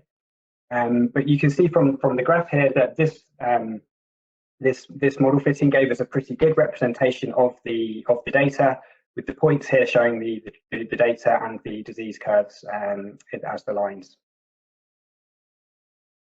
Our main conclusions from this work that there's very high rates of transmission from the symptomatic trees, but we detected little or no transmission from the asymptomatic trees. Unfortunately, we weren't able to estimate the infectivity of the severely damaged trees from this. The mean asymptomatic period was coming out at about 1.2 years, and the mean desiccation period at about 4.3 years after symptoms appeared. And importantly, we want to try to use these parameters within the spatial model so that we can use them to give us better estimates of the dispersal.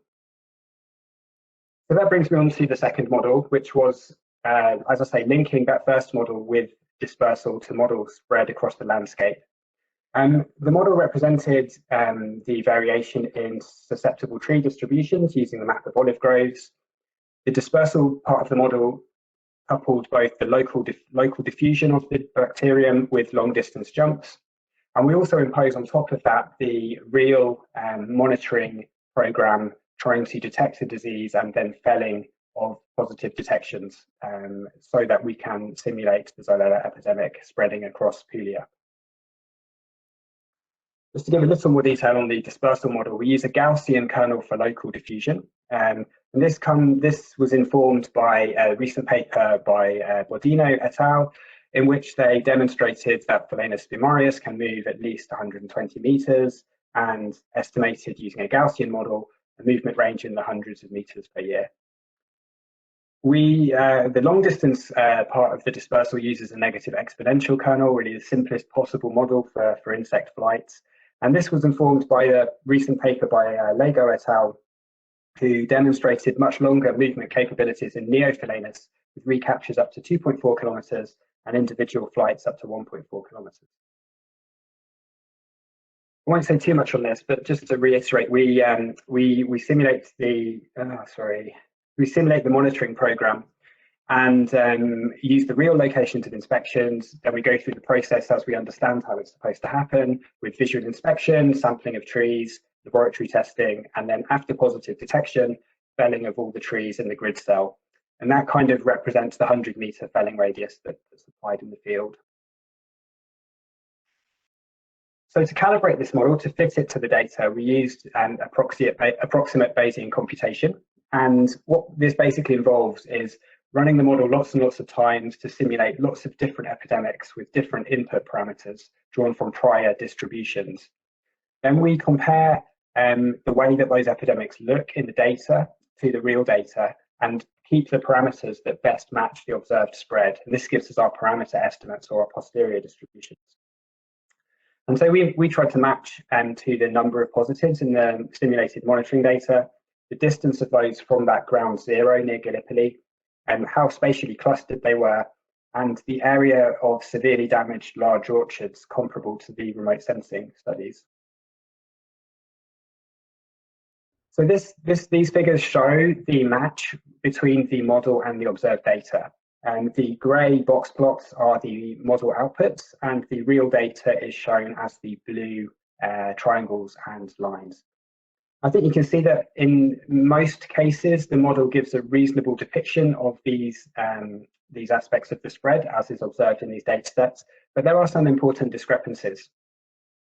One of those is that in the first couple of years or after detection, the model is suggesting there should have been detected many more positives than there really were, and they should have been contained in a smaller spatial area.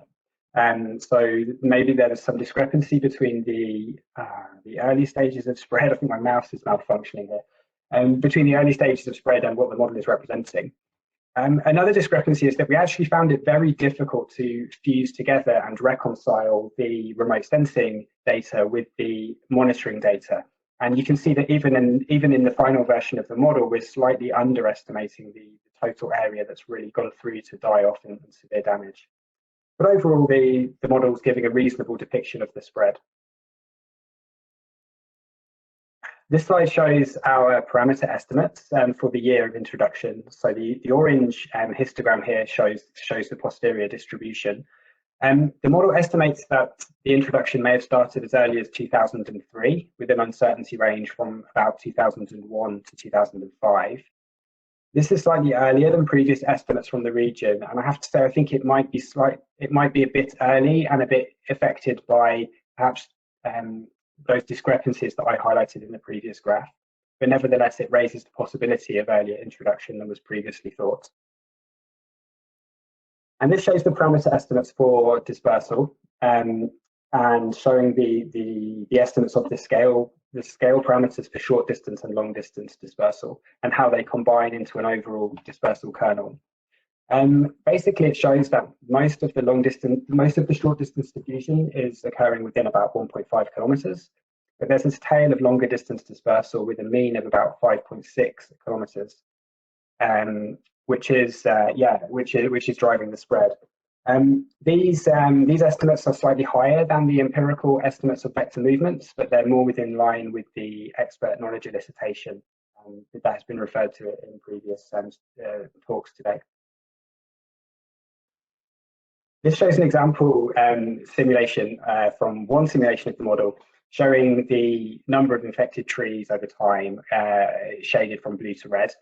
You can see that the model represents a front dominated by these long distance jumps, forming new disease foci that then expand and merge together. If we look back at the earlier years, I think it looks like the disease was already pretty widespread in the simulations, which seems slightly unrealistic and may be related to that discrepancy that I mentioned earlier. But if we go on to look at the model predictions of severity, which would be picked up in the remote sensing data, we can see that even though the disease was very widespread, we would only start to really see die-offs occurring around the time of detection in the ground zero area, and then they rapidly spread throughout the southern part of the region, but broadly matching the pattern that we see in the real remote sensing data. So now that we've parameterized the model, we can think about modeling different spread scenarios with it. And this shows an example of doing that, in which we've run the model with the 100-meter radius felling either turned on or off to try to look at the effectiveness of the felling. And also with scenarios for regional vector control occurring beyond the original buffer zone, basically in the northern part of this region, beyond Lecce. And that kind of represents the idea that we've discussed with various people, that maybe in the north of the region there is more efficient vector control and better management of vectors, and maybe transmission is slightly reduced. So you can see from the graphs here that in the model, controlling the spread is really quite difficult. It requires very big reductions in transmission, so maybe efficient vector control sufficient to drive transmission to about 10% of its normal rate. And also we can see that there's not really any impact of the felling in the simulations. And this is probably because the dispersal ranges used in the simulations are much bigger than the 100-meter radius, and therefore bigger felling radiuses would be required to really have an impact on the spread. So finally, I'll just quickly mention that we're also looking at extensions to this very simple basic model to adapt it according to different hypotheses about dispersal and spread. So we can, for example, compare the basic model to models in which long-distance dispersal is driven by wind, following the distribution of wind directions in the region. And we can look at versions where the dispersal follows the road network, representing hitchhiking on vehicles. And we can also look to try and actually fit this model with lower transmission rates in the north of the region to see if we can see a signal of better vector control in the actual spread data. And this is still slightly a work in progress, but what we've seen so far in doing this is that these extensions to the model really just provide very small improvements on the model fit, and not really sufficient enough to select them over the basic model. So to conclude, I think when we're looking at any modelling study, we need to acknowledge the limitations. We need to recognise that the models are simplified representations of the real world, and there's many real aspects of the spread that we're not including in the modelling. One of the most important ones is probably that the monitoring programme is imposed on top of the simulations rather than reacting to ongoing spread. However, we think the model gives a reasonable representation of Xylella spread in Puglia, possibly suggesting introduction as far back as around 2003. Local spread being driven by extremely high transmission from symptomatic trees and diffusion within about 1.5 kilometres, with regional scale spread driven by these rarer long distance events, a mean of 6 kilometres. And the model also suggests that to slow this down, we need to really work on controlling vectors to reduce transmission, and probably to expand the felling radius to better match the scale of vector dispersal. So thanks very much. You can hear more about this modelling work in the presentation by Flavia Ochibove on Friday morning, where she's going to be explaining how we're applying this model to help with contingency planning for outbreaks in the United Kingdom. So thanks very much. Thank you very much, Dan. Thanks also to Martina. She'll come back online with us to answer a few questions before we all take a well-deserved coffee break. Maybe a question for Martina first. Yes. As my screen jumps around here, so allow me to scroll back up. Do you think the spatial ranges that you see, could they be related to the spread rate of the disease or the vector? Is the first question. And linked to that, what's your opinion on a 1 kilometer control band to contain the disease as currently in place in your study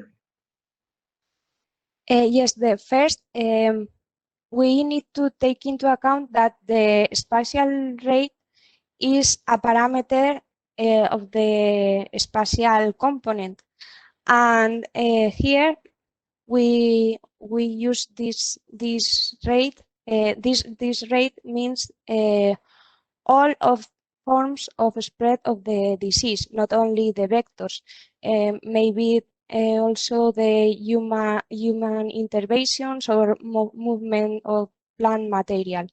Then it's not only the vectors, it's all forms of the disease spread. And for the second question, the barrier first is totally impermeable, then is not very realistic. We cannot enter impermeable barrier. And this barrier was fixed based on the results of the stationary model, on the spatial range and spatial component of the stationary model.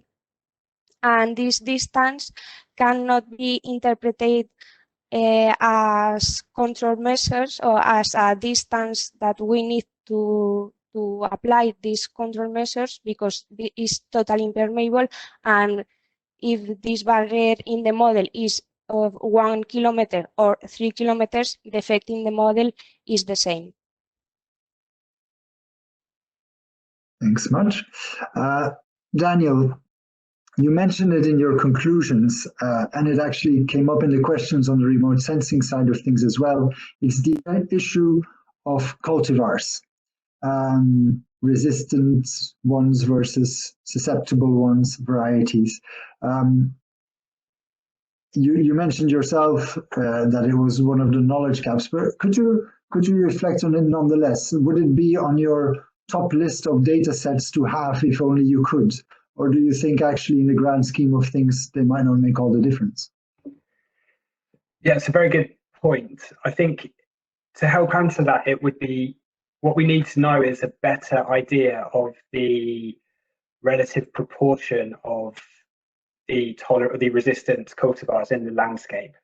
So we did slightly look at this within the monitoring database, where in a lot of cases the cultivar is recorded, and if I remember rightly, more than about 80% were of the susceptible cultivars.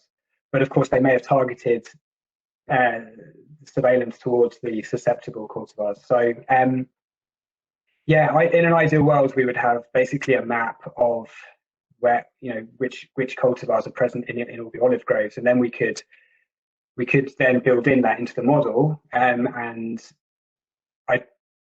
I suspect you would need a situation where the resistant cultivars were planted in quite large blocks to allow them to form a good barrier to the spread. But that's just off the top of my head. And then another question, which is on a quite different tack.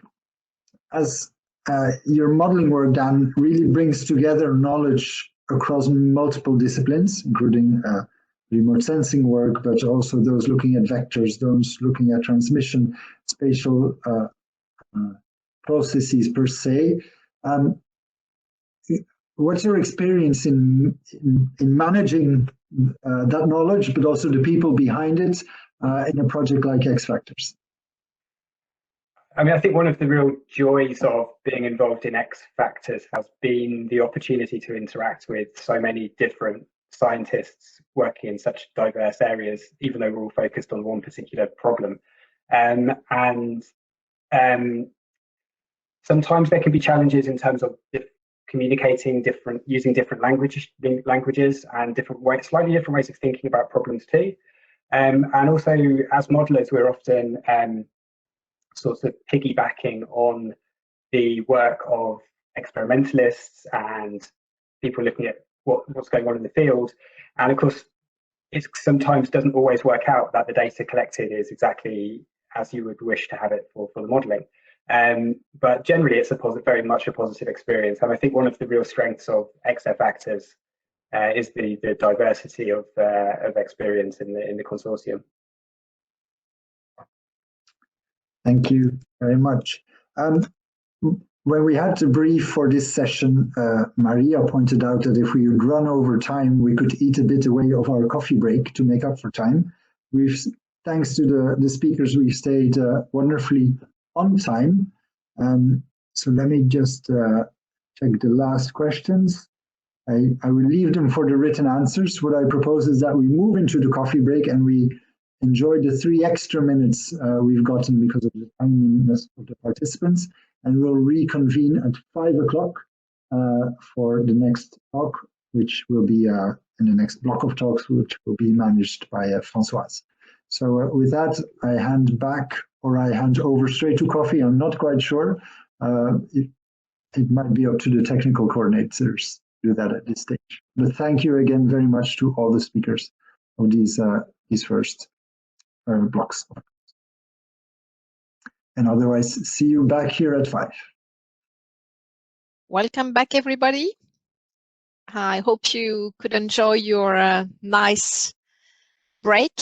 And so it's now my pleasure to introduce Ana Maria Donga, who is a plant pathologist. She is the principal administrator and head of the division on integrated pest management at CM Bari.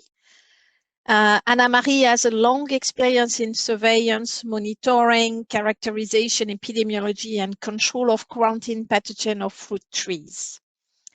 So Ana Maria is going to tell us about the spatial and temporal evolution of Xylella fastidiosa in the canopy of Lecino and Ogliarola olive cultivars in Apulia. Ana Maria, floor is yours. Thank you, Françoise. Can you hear me okay? Yes, very well. Okay, Loud and clear. Okay, so why the study is focusing on the spatial tempo evolution of Xylella fastidiosa in these two olive cultivars in Apulia in particular? Because Apulia is the largest Italian region in terms of number of olive trees, which cover almost the whole region. And you can see here how the green color is just meaning the tree cultivated area, I mean the land use of the area by olive trees. And also olive tree is the primary host species of Xylella fastidiosa, the donor strain in Apulia, which was found in 2013 and was the first finding of the Pauca subspecies in olive host, as a olive host. And so that's why the official monitoring program of Xylella fastidiosa is carried out on olive trees primarily. And here you can find the demarcated area of Xylella fastidiosa in Apulia region on 2020, and probably now has been changed also because it's continuously in evolution. But as you can see here, the southern part of Apulia is all the infected zone, and the yellow is the containment area, and the blue is the buffer zone before the pathogen-free area. Now, it's a difficult task to monitor and detect the Xylella fastidiosa infection in asymptomatic olive trees. Just in this zone, I mean, the buffer zone and the pathogen-free area, which are now the only zone that are in reality monitored.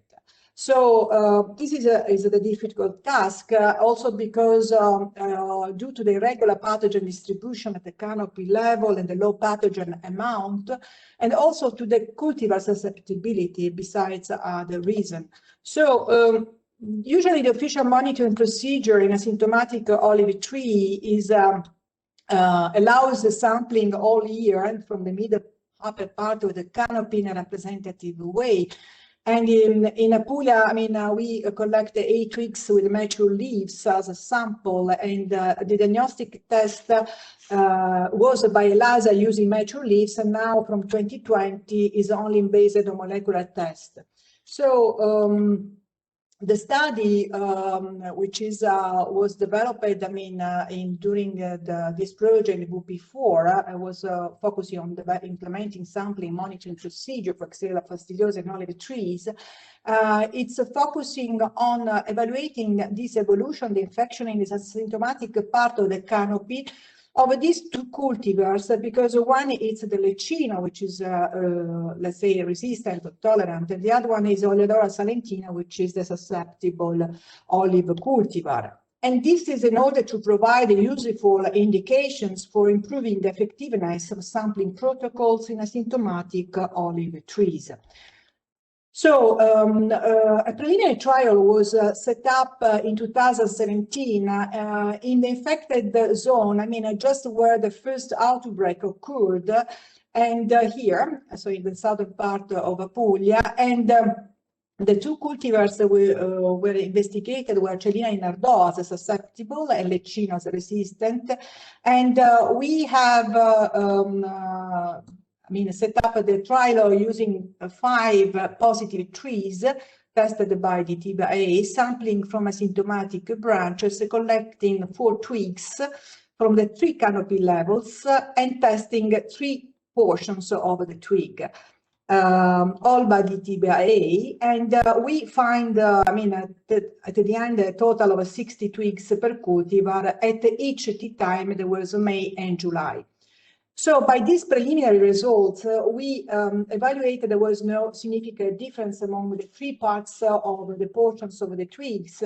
And at the same time, also, we evaluated a difference for Lecino in the level 1, which is the bottom, I mean, the lower part of the canopy, compared to the other 2 levels. So we set up a second, I mean, the study, I mean, a deep study from 2017 to 2019 in another area, which is northern than, of course, the first study, and where we had the infection, but was symptomatic plants were much less, and so was more easy to find growths with a specific characteristic of low grade of symptoms or symptomatic trees.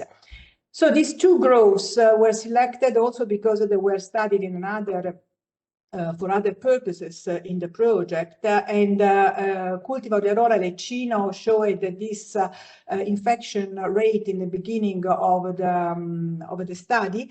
And here we, of course, selected the 10 trees per grove, so per cultivar, in order to be showing or being asymptomatic or with a low grade of symptoms. And the tea time were June, September, December, and March at 2 canopy levels only. So the experimental design, as we say, so 2 infected olive groves, 2 cultivars susceptible, tolerant, 10 infected olive trees, which are showing absence or low grade of symptoms, 4 collection times from June, September, December, March, 2 canopy levels, and 4 twigs with mature leaves were collected at each level from, this is very important, symptomatic branches. So the tea time, June, September, December, and March 2019. A total of 320 field samples per cultivar were collected, and in the laboratory, these 320 samples were 4 from the high level and 4 from the low level were conducted, the analysis separated, using 2 matrices. So the samples were divided as a twig, xylem stem tissue, and mature leaf fasciole. And so 640 subsamples were prepared, and each subsample, the same portion of each subsample was used first for DTBA printing, and after it was divided in 2 parts with the twigs and leaves in order to perform a qPCR and ELISA testing. For the quantitative detection, of course, also was conducted by qPCR. As results, the total infection rate of Xylella in each cultivar using xylematic tissue from leaf and from twig matrix were, of course, evaluated with respect to the 2 canopy levels, low and high, and of course in the 2 cultivars Lecino Lerola, and using the 3 diagnostic test. And here, as you can see, of course, the high canopy level, as you can see here in both cultivars, so Lerola and Lecino, and the twig also as a matrix were, of course, the best performing in both cultivars. And qPCR, as we can see here, was the best also as a sensitivity in as a diagnostic test, more evident in the high level. And DTBA showed just to be better performing than the ELISA only in using leaf and in the Olearola cultivar. In the other tests, apparently, they were similar resulting. And as results in details for each cultivar, we had in the period from June 2018 and March 2018, we have a different, a trend of Olearola, which was confirmed by the 3 diagnostic assays, which show a continuous increase, as you can see here, in all using both matrices and different detection tests, which was increasing over time and with both matrices. And most evident, this increase was for the twig, using the twig in the high level of the canopy, was almost reaching 100% of the infection. As for concerning the final infection rate in Lecino, using always the 2 matrices and 3 diagnostic tests in the different collection time, we found that in Lecino the trend was almost remaining confined in a range about 20–40% of infection rate, and this was shown in both Canopy levels and using both metrics. So as you can see in all this representation, an infection percentage was as a percentage was increasing after the summer. So from June to September was decreasing, as you show here and in all this representation, but was increasing after September, reaching the maximum in December, and then going in the winter, decreasing to March. And a mild difference was in the infection rate was noticed in the high Canopy level here using the twig. But in true, there was not really a big difference among the 2 levels in Lecino. So confirm a little bit the previous preliminary results obtained in the first trial. As for a comparison among the 2 cultivars, it's evident the different behavior of the 2 cultivars. As I see here, the infection never explode like in the case of Oliarola.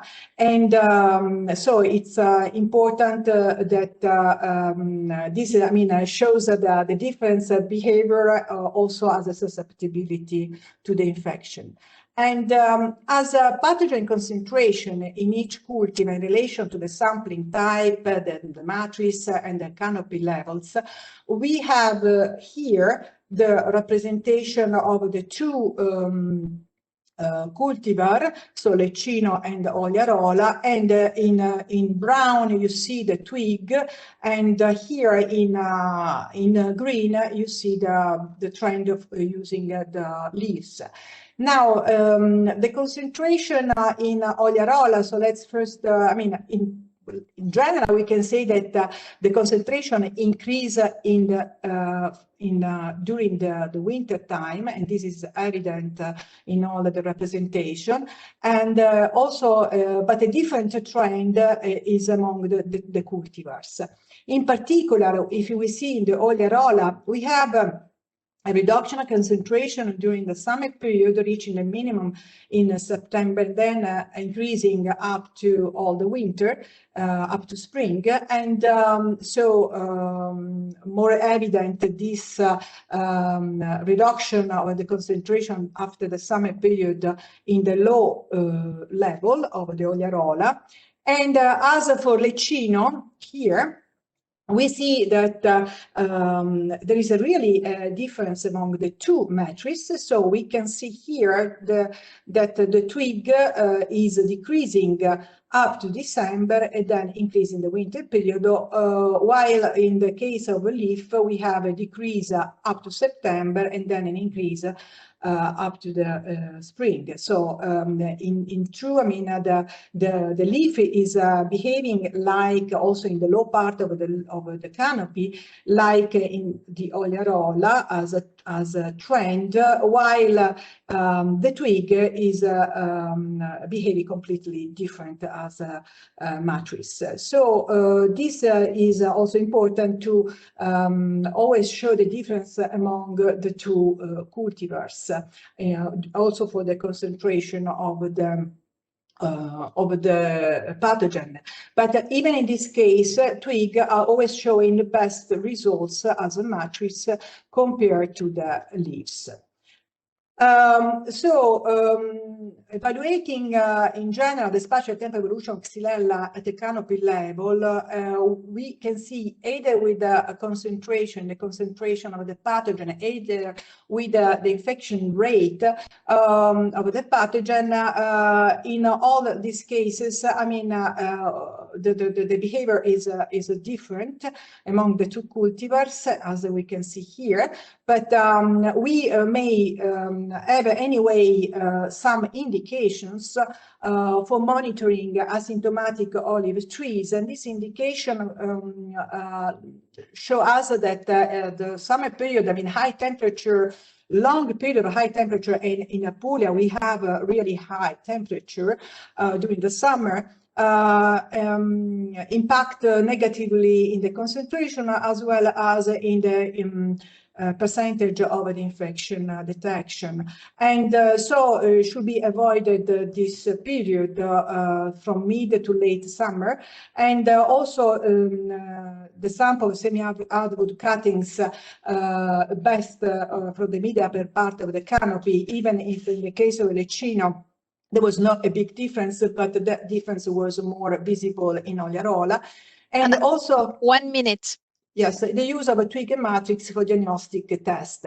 So the testing preferably by molecular assays, and the TBA preferred to ELISA. Just really a short representation also of a study that was conducted as a comparison among this diagnostic test using twig. And in the cultivar Lecino, we have seen that, of course, the PCR, real-time PCR was the best for sensitivity, but also the real-time lamp here showed a very close sensitivity to qPCR. As for the two serological tests, we can see that the DTBA was performing better than ELISA. But it's important to show that undetermined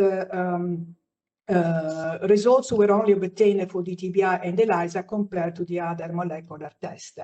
And just to say that this was the approach at the tree level, but of course, we also presented the setting up of efficient sampling schemes to detect Xylella in olive groves, which is the approach not at the tree level, but at the grove level. Thank you for the attention. Thank you, Anna Maria, for your presentation. So we will have the question after the next talk. So the next talk is from Giuliana Loconsole, and Giuliana is a researcher with 10 years of experience on invasive plant pathogen of woody crops. She has contributed to the development of diagnostic tests for olive and citrus pathogen. And of course, she has also contributed to the implementation of the molecular diagnosis of Codiro strain on olive and in vectors. Anna Maria, can you mute yourself, please? Anna Maria, can you mute yourself? Thank you. So, Giuliana, can you hear? Is yours. Yes, we can hear you very well. Okay, thank you. Yes, my presentation is on a study that we conducted in the framework of work package 4 task 4.4, dealing on an interlaboratory comparison of molecular methods to detect Xylella fastidiosa in plants and insects. Xylella fastidiosa is a complex pest which is hosted by more than 500 host species, and one of the main issues is to have the availability of validated tests for these different matrices. Test sensitive, specific, reliable to identify correctly the Xylella fastidiosa. The validation of a test consists in an evaluation of its performance criteria, the accuracy, the analytical sensitivity and specificity, then the reproducibility and the repeatability. The validated tests providing performance criteria are considered as a standard test to which we can refer for an official test. Generally, validation data could be generated by interlaboratory comparisons. The objectives of these interlaboratory comparisons can be to the test performance study, which are the ring tests, which provide added value to the validation process, producing data on performance criteria. And the second objective can be proficiency testing, an assessment of the technical competence of the laboratories to perform a specific test using their own methods, equipment, and reagents. The proficiency testing generally are organized at the request of a National Plant Protection Organization, and the participation is is required for the accreditation process. In the last year, different proficiency testing, test performance studies, on olive matrix or insect were organized in the framework of Ponte Fresco and X Factor projects. Different DNA extraction procedures were produced and different qPCR were performed. The data provided on these performance criteria were also contributed to the implementation of the protocols of the standard for the diagnosis of Xylella fastidiosa. In the last year, another interlaboratory comparison was organized by CNR, and this laboratory comparison involved 23 laboratories, national reference laboratories, and expert laboratories, most of which were proficient during the previous intervalidation intercomparison test conducted in 2017. These laboratories were from EU country and non-EU country. The two main scopes of these interlaboratory comparisons were the TPS on plant and insect samples to assess the performance of a fully automatized DNA extraction protocol provided by the company Promega, which is based on magnetic beads and without chloroform treatment. And it is based in it is an automatized procedure based on an automatized platform. This DNA procedure was compared with the validated extraction procedure CTAB, which is manual and it is based on use of chloroform to detect Xylella fastidiosa in plant and insect, and the manual or automatized procedure based on the use of American Food Kit, which uses the chloroform to detect Xylella fastidiosa, but only in plant. The second scope was a proficiency testing to assess the efficiency of different laboratories performing molecular detection for Xylella fastidiosa. 16 laboratories participated to the TPS, and the organizer provided the protocols for conduct the TPS on plant and on insects. The extracts of DNA were submitted to the qPCR of ARPR following using reagents and qPCR conditions reported in the EPO protocols for this test. 14 laboratories participated to DPT, and they performed protocol used routinely in each lab, using for the qPCR their own master mix and qPCR conditions. Most of lab used the CTAB protocol followed by American DNA procedure, and 5 lab used the Maxwell platform and the relative kit. The laboratory participating to the TPS received a set of samples which consisted of SEPO polygola myrtifolia spiked at a different concentration with the strained donno in the range of 10 to 6 CFU per milliliter to 10 to CFU per milliliters, and a set of 3 replicates of insect homogenate of Spilenus spumarius spiked with the strained donno with the same concentration. Also, laboratories received 3 replicates of Xylella-free sac of polygola myrtifolia and 3 replicates of Xylella-free replicate homogenate of Philenus spumarius, lure samples, and a positive amplification control. The laboratory participating to DPT received 3 replicates of polygola myrtifolia spiked with Xylella fastidiosa in the range of 10 to 6 CFU per milliliter, 10 to 4 until 10 to 4 CFU per milliliters, and the relative negative and positive control. Analysis of results were based on the qualitative analysis and on quantitative results. For qualitative analysis, each laboratory is assigned a value of positive, negative, undetermined, and these values were considered in agreement with the expected value. So we obtain a positive agreement, negative agreement, positive deviation, negative deviation. The quantitative results consistent in the registration of an analysis of CQ value. The qualitative results were used to determine the performance criteria, the accuracy, the sensitivity, specificity, and repeatability for both TPS and PT, and the reproducibility, analytical sensitivity for the TPS. And the organizer decided to harmonize the interpretation of the results, especially the results related to the samples yielding high values of quantification types, giving a value of negative or undetermined in some cases. Regarding the proficiency testing, the laboratories were categorized as highly proficient, proficient, and not proficient, based on the level of accuracy indicated in the slides. And homogeneity and stability tests were also performed to evaluate if the sample preparation were sufficiently homogeneous and stable for the further analysis. And based on the analysis of CQ values result, plants and insect samples concentrated from 10 to 6, from 10 to 2 CFU per milliliter were considered to be sufficiently homogeneous and stable to be evaluated, while plant and insect samples concentrated 10 to 6 CFU per milliliter were not considered sufficiently homogeneous and thus excluded from the evaluation made in this interlaboratory comparison. These are the results of the TPS for plant and insect samples.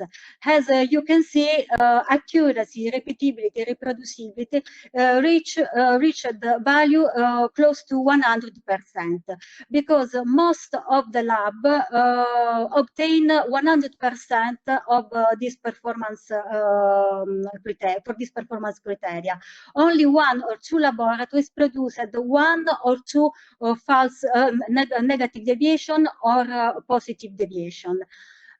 This data confirm the accuracy and the reliability of CTAB and American procedures previously validated, and highlight that the novel procedure of Maxwell based on Maxwell kit and platform provided by Promega yielded similar performance value, thus indicating that it is suitable for identification of this pathogen in plant and insect samples. The commercial kits, combined with the use of the automatized platforms, yielded better performance value than the manual CTAB procedure, reducing the risk of false positive, especially for insect samples. For insect, probably the manipulation of small volume of insect sample probably reduced the efficiency of the CTAB protocol that reached a specificity of 88%. These slides, the quantitative results. The standard curves were obtained, were based on the average of CQ values obtained for all the detection, the diagnostic procedure performed by each lab. And as you can see, the efficiency was in the range of the optimal range for the qPCR, between 90 and 100% for all the extraction procedure compared. Regarding the proficiency testing, all 14 laboratories, in all 14 laboratories, all samples was correctly identified the presence of Xylella fastidiosa. All samples were recorded as positive samples, regardless the procedure used to recover the DNA and the qPCR master mix used. No one of the laboratories produced a positive deviation or negative deviation, reaching a value of 100% for all performance criteria analyzed in the PT, the accuracy, the repeatability. And all laboratories were categorized as highly proficient for identification of Xylella fastidiosa in plant samples. However, when CQ values were analyzed in the PT, the range of CQ values recovered for the Xylella contaminated samples varied in a different laboratory as consequence of the different quantity or quality of the DNA extracts recovered using the different extraction protocols, as you can see in the lab L17 and L19, where the different CQ values obtained by the different method used by the same laboratory depended by the quality of the quantity of the DNA extracted by the different extraction procedures in the same lab. And also the different CQ values were as a consequence of the reagents and master mix used by each lab, as you can see in lab 18 and lab 4. In lab 18, high CQ value were obtained in both procedure performed by the lab, while for all the three DNA extraction procedures performed by laboratories 4, low CQ values were obtained. This depended by the different efficiency of the qPCR master mix used. Conclusion for this interlaboratory comparison. The TPS allowed to extend the panel of procedures available and validated to recover DNA from host plants and insect vectors for the identification of Xylella fastidiosa by qPCR.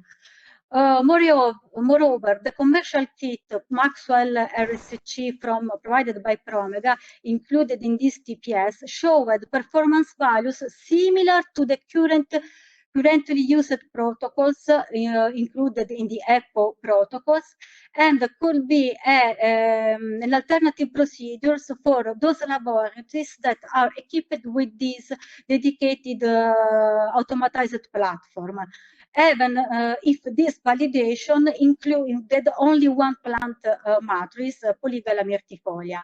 2 minutes, Juliana. Yes, I'm finished. Yes, this protocol, these procedures can be included in the next revision of the EPO protocols, probably. The data generated also from the PT, from the proficient testing, showing that the participating laboratories were all highly proficient to perform detection of Xylella fastidiosa, regardless the procedure of extraction and the qPCR mix used. Differently from other other validations, this TPT included in this validation the extraction step and not only the qPCR assay.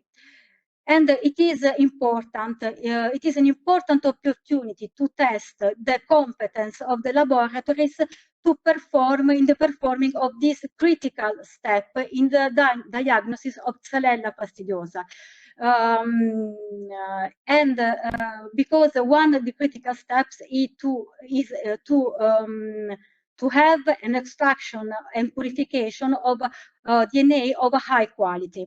Overall, this proficiency testing provided a good overview on the laboratory performance for the diagnostics currently used in the EU countries and Mediterranean countries for the detection of Xylella fastidiosa in the plant samples.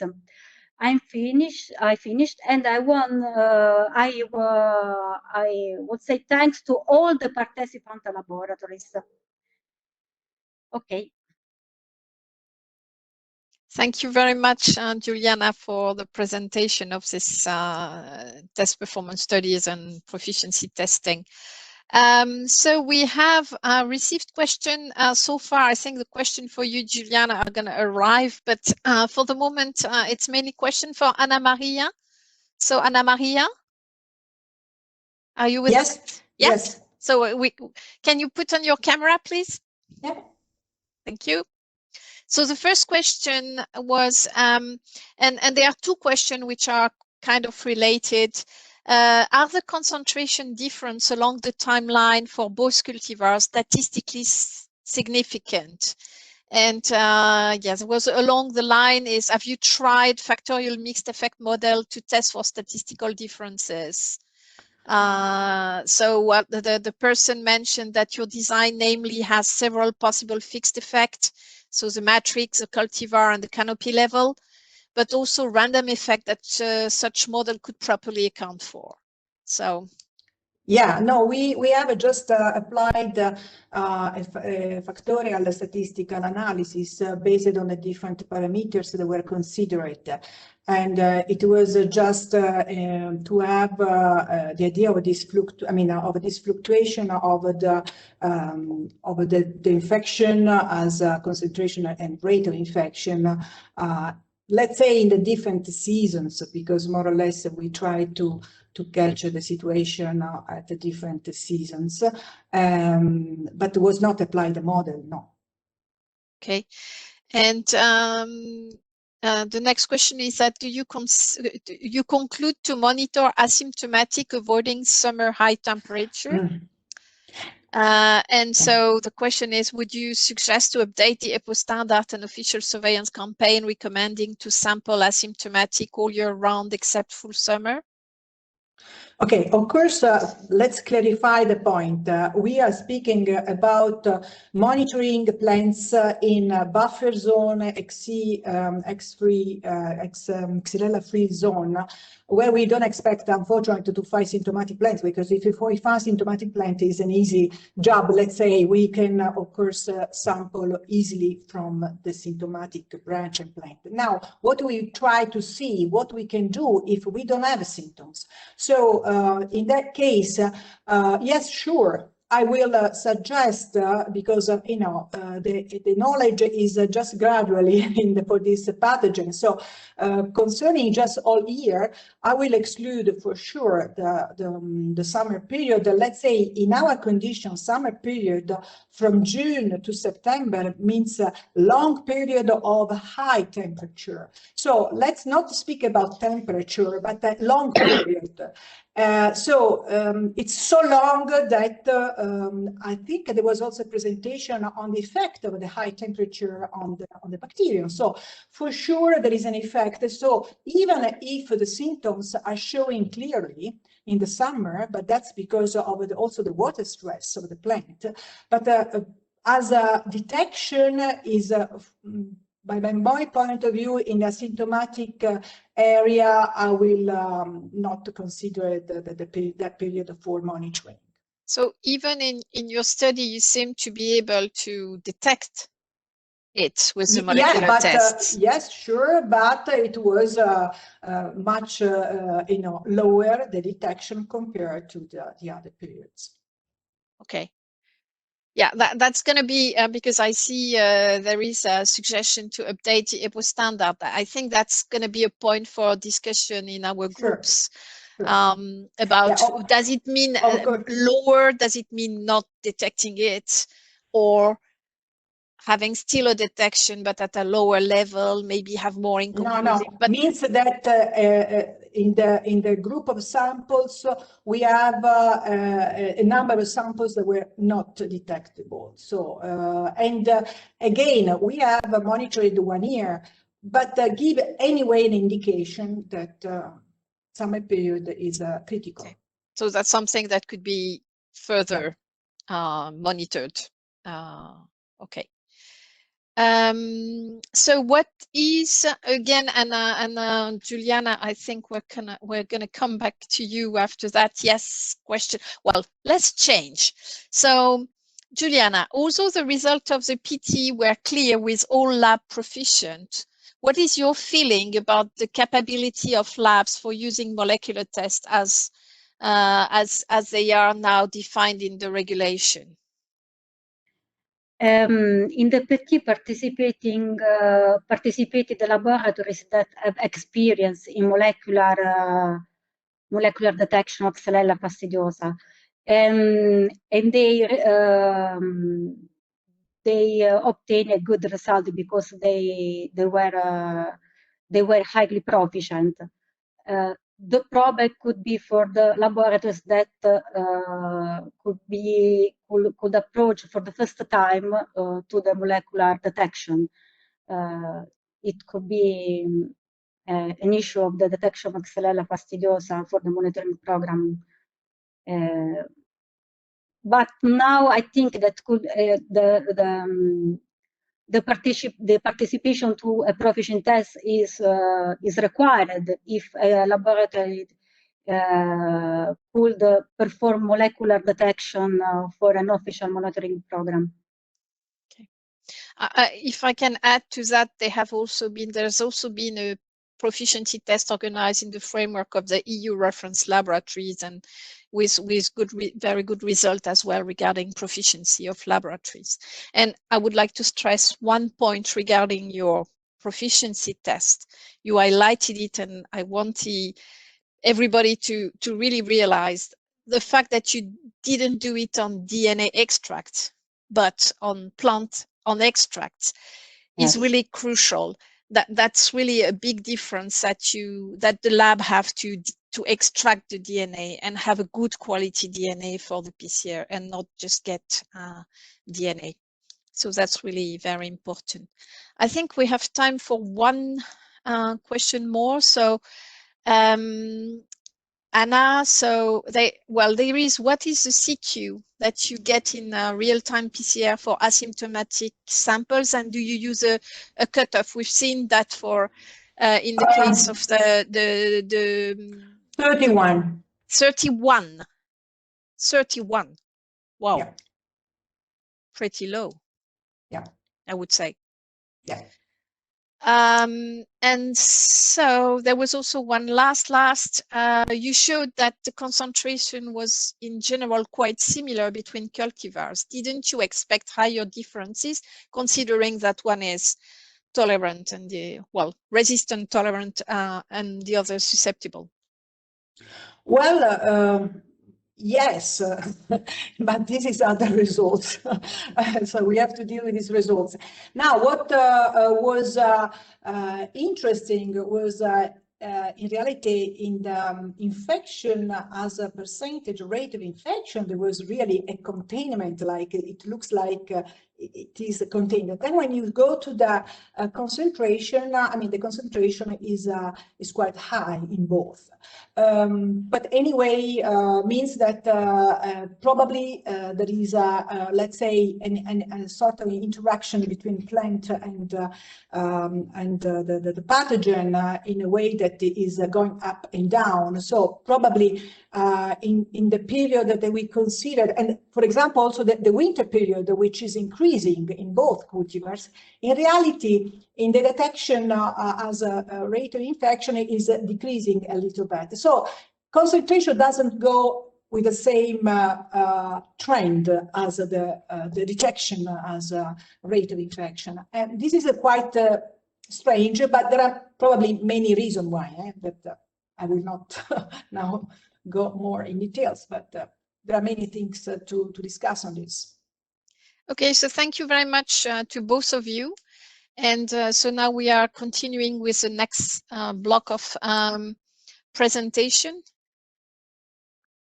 Thank you, Françoise. The next three speakers will talk about impact in this thematic area, diagnostic protocols and surveillance. So impact of that XF actors has had. First will be Françoise again. She is Deputy Director of the European and Mediterranean Plant Protection Organization. He coordinates there and implements the Diagnostic and Pest Risk Analysis Program with her team of scientific officers. The title of her talk is How did XF factors contribute to the work of NPPOs? So can you see my, no, it doesn't Not seem yet. you see my, not yet, okay. Okay, I'm sharing it. We can see it now. Yes, now you can see it now, great. So yes, how did it contribute to the work of NPPOs? Because by the end of the day, projects are also there to ultimately benefit also in the regulation framework. So just a few words about EPO. So we are one of the 10 regional plant protection organizations under the IPPC. We have 52 member countries, including all EU countries. The EU is a permanent observer, and we have a number of collaborators, including EFSA. We also host a UFRESCO Research Coordination Network. And one of our main activity is to prepare standards on diagnostic inspection, plus many other activities such as contingency, eradication, etc. And our target audience is the NPPO and the plant health experts for transfer at national level. So we produce the standards for the NPPO, and then there is a transfer to be done at national level. So what was the contribution of X factors to our work, and in particular the preparation of standards? So we've heard in previous talks the name EPO standards for diagnostics. So that's indeed, that has been a big part of the work. But we've also been using X factors work to revise our standards, prepare and then revise standards on inspection. And now we're currently working on a certification scheme for OLIVE, which is a revision of a scheme we had. The standards are documents which are formally adopted by the EPO member countries. So the first one is a diagnostic protocol for Xylella fastidiosa. So it was a quite old standard adopted in 2004, so nearly 20 years from now. And but at that time it was really focused on vitis and citrus. The pest was not present in the region, and that was for us the main threat. And then Xylella arrived, and so we initiated a first revision with a drafting team composed of, no surprise, X factors experts, and plus other experts. So we had experts from Austria, France, Italy, the Netherlands, Slovenia, and Spain. And we also received contribution from the US and Brazil. And so it's been an ongoing work since the start of the project. We did a second, third, fourth revision, and the fifth is about to start. It's also important to note that the protocol is the tests that are selected in the regulation for Xylella are based on the test included in the EPO protocol, although not all of them are included in the regulation. So this is a drafting team. I want to thank all these people. So the green one are the X factors one. The non-green one are the non-X factors, but they were members also of other projects such as Ponte. So there has been a really great collaboration here with many people from different projects. So it's already been said, nothing new there. Xylella is not really an easy one. It has subspecies, a number of vectors, many hosts, many hosts. So validating test is really kind of a nightmare, as was said by Juliana. We have, thanks to X Factor, more details on sampling. So Anna Maria was just explaining results of her work, and that might, as asked in the chat, lead to some revision of the protocol. So we're using the outcome of the project. What I see for me as really something important is the details on sample preparation, which have been better described thanks to X factors for the testing of individual plants, but also and furthermore for large amount of tissue, for asymptomatic material. And this is really, really important because it's not that often that we have this type of studies. So really, thanks to X factors. So this is, for example, an illustration that I've stolen from Juliana about the preparation of a large amount of tissue. So the way that you have to do a high-speed centrifugation before you do your conventional test as for the single samples. So that is part of the diagnostic protocol, and this has been gradually included in the different versions. We also have, thanks to the project, been able to base our selection of tests on international test performance studies. And this is really critical when in a group you have a number of tests and you need to make a selection. You want to only keep the best ones. And when you don't have this type of studies, you're really in a much weaker position to make your selection. So again, this is thanks to the project that we have a number of tests included, including the real-time PCR and the isothermal amplification. But now, what's next? I told you that we're preparing the 5th version. So we will be discussing in our next panel on diagnostic in bacteriology the specific sampling scheme for composite samples of small size without the need to have a special treatment. So, and then you use them. You can do the test as you do for individual species, individual plants. Sorry. You have the sampling to be used in the field in olive, so we just discussed it. The review of the result of performance of tests for large-scale surveillance, which is also linked to what Anna Maria has presented. The automated procedures that Juliana was referring to.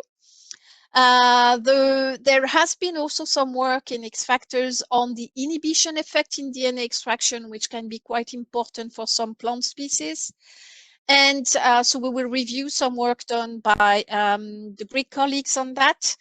And there have been a number of tests developed, and a new test to be included for subspecies determination on plant extracts. So which has been also which is also a key point to be able to determine reliably the subspecies based on plant extract and not with the need to have to culture. So that's quite important. So that's about the diagnostic protocol. As I said, we've also been working on our inspection standard, and in particular, the sampling part has been improved. So they were both revised last year and published very recently.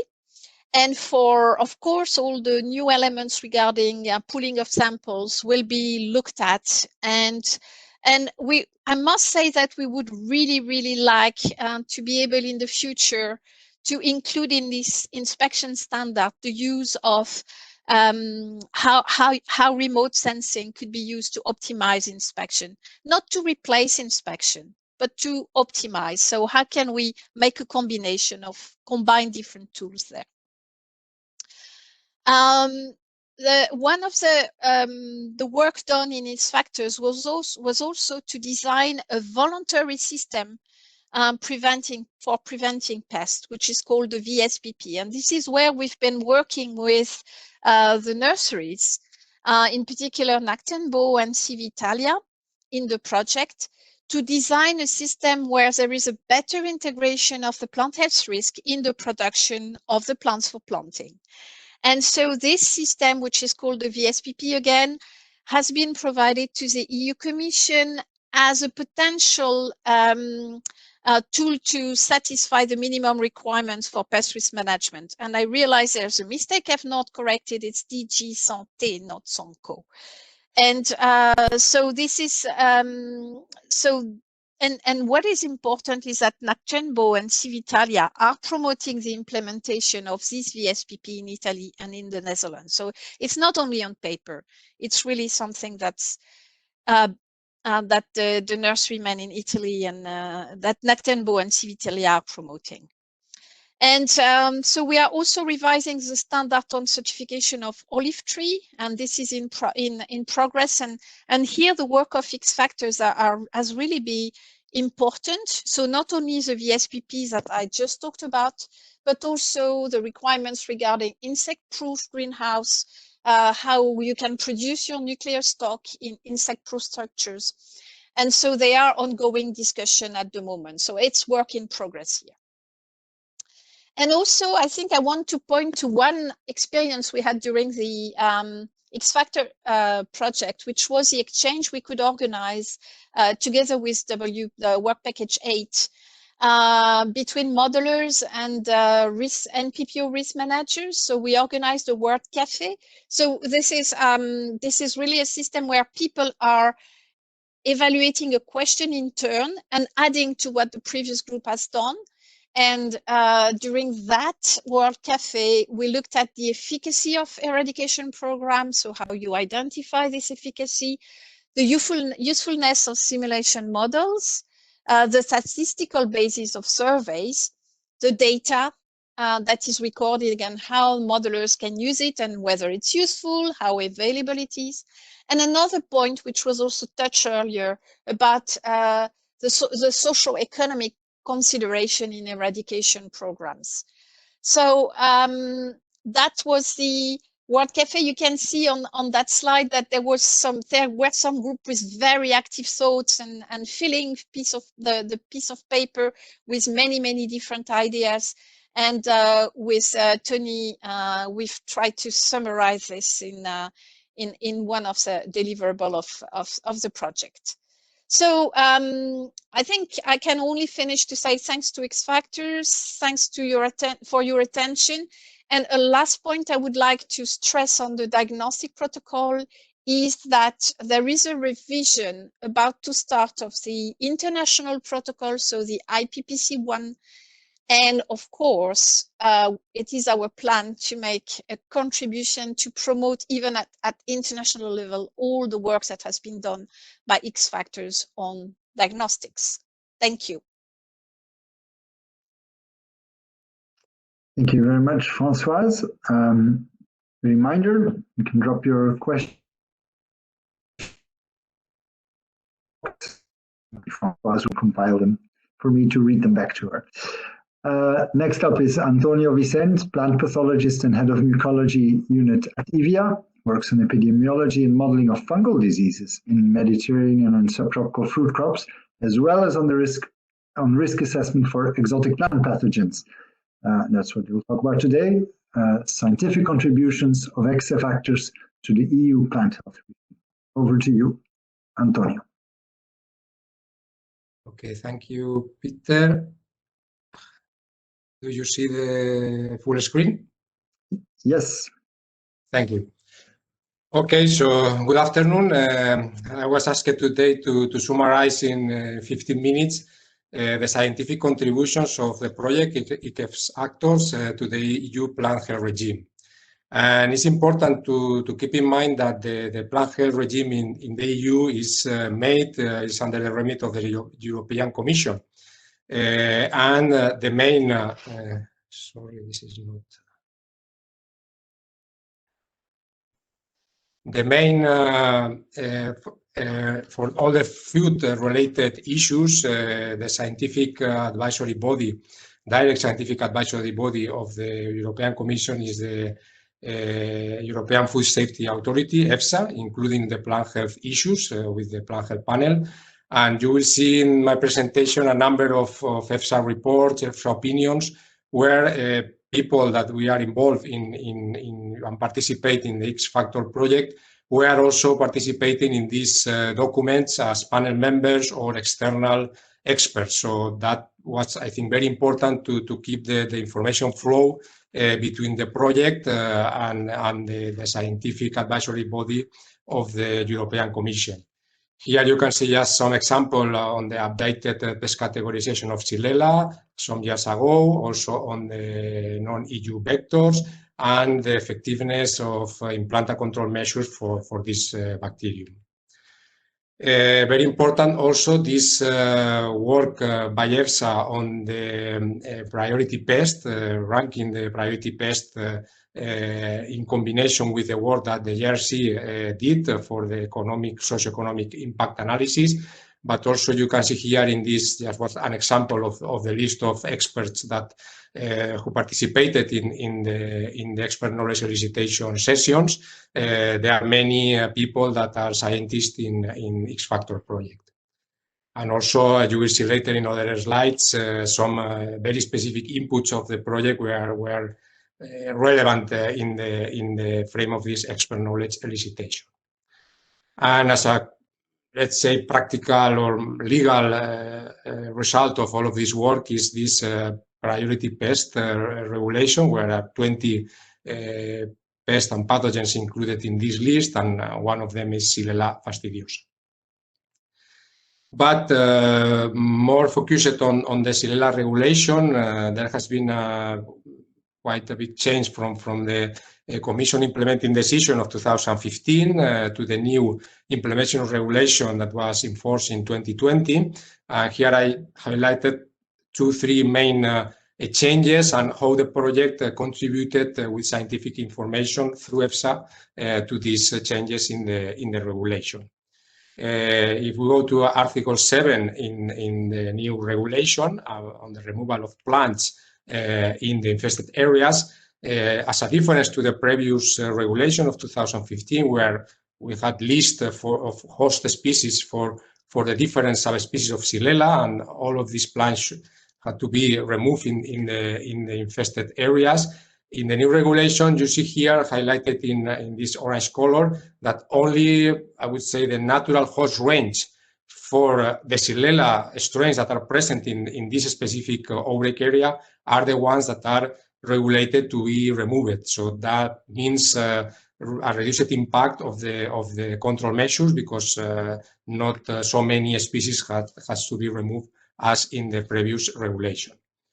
The same for replanting in those infected areas. Now it's also possible to replant according, again, to the natural host range of the Xylella strains in the specific outbreak area. So it's not a list for all the subspecies as it was in the past. So again, this also reduces the impact and allows for a more gradual recovering of the infested areas.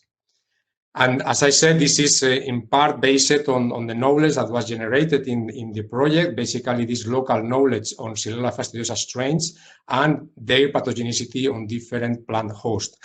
I just highlighted some of the papers. There is no time to show all the papers that were published, but for instance, this is focused on Xylella fastidiosa multiplex, where it was possible, based on the genetic studies, to trace the potential geographic origin of the outbreaks. Here you can see in red color and in blue here in Europe.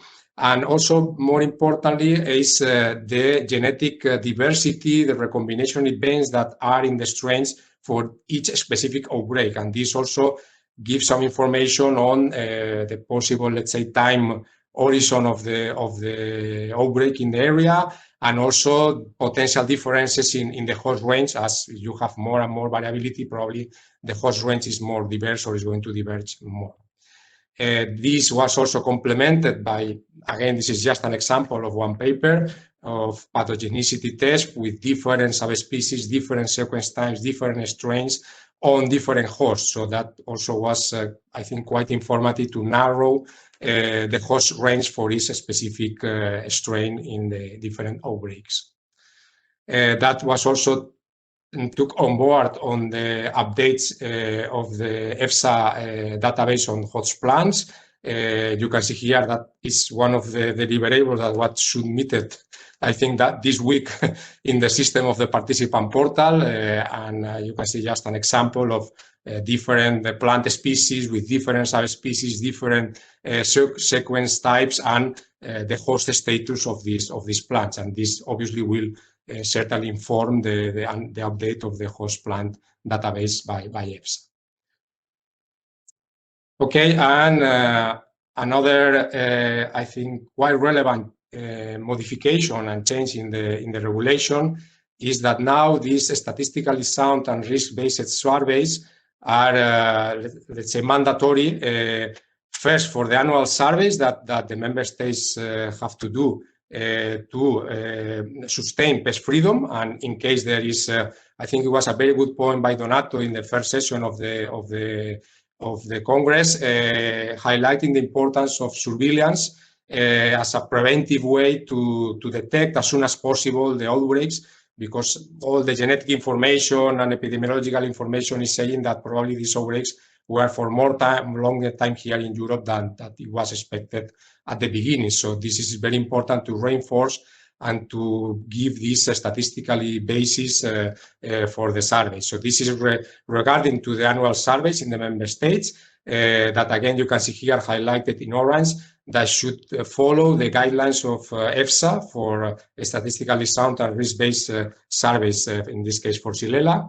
And again, this is the same for the demarcated areas, both in the infected zones and the buffer zones. So this survey should be in line with these guidelines by EFSA. So in this slide, I try to summarize. I mean, we have a deliverable of more than 200 pages only on surveillance that was also submitted this week. Here you can see just 3 examples. This one was nicely presented this afternoon by Alex Mastin, the work also with Stephen Parnell, to show improved ways for surveys in the case of Apulia. Here you can see also an extract of the work by Elena Lázaro, in this case for the demarcated area in Alicante with optimized sequential surveys, and also the work by Samuel Subiran and Davide Martinetti in PACA and Corsica in France with improved optimal surveys for Xylella.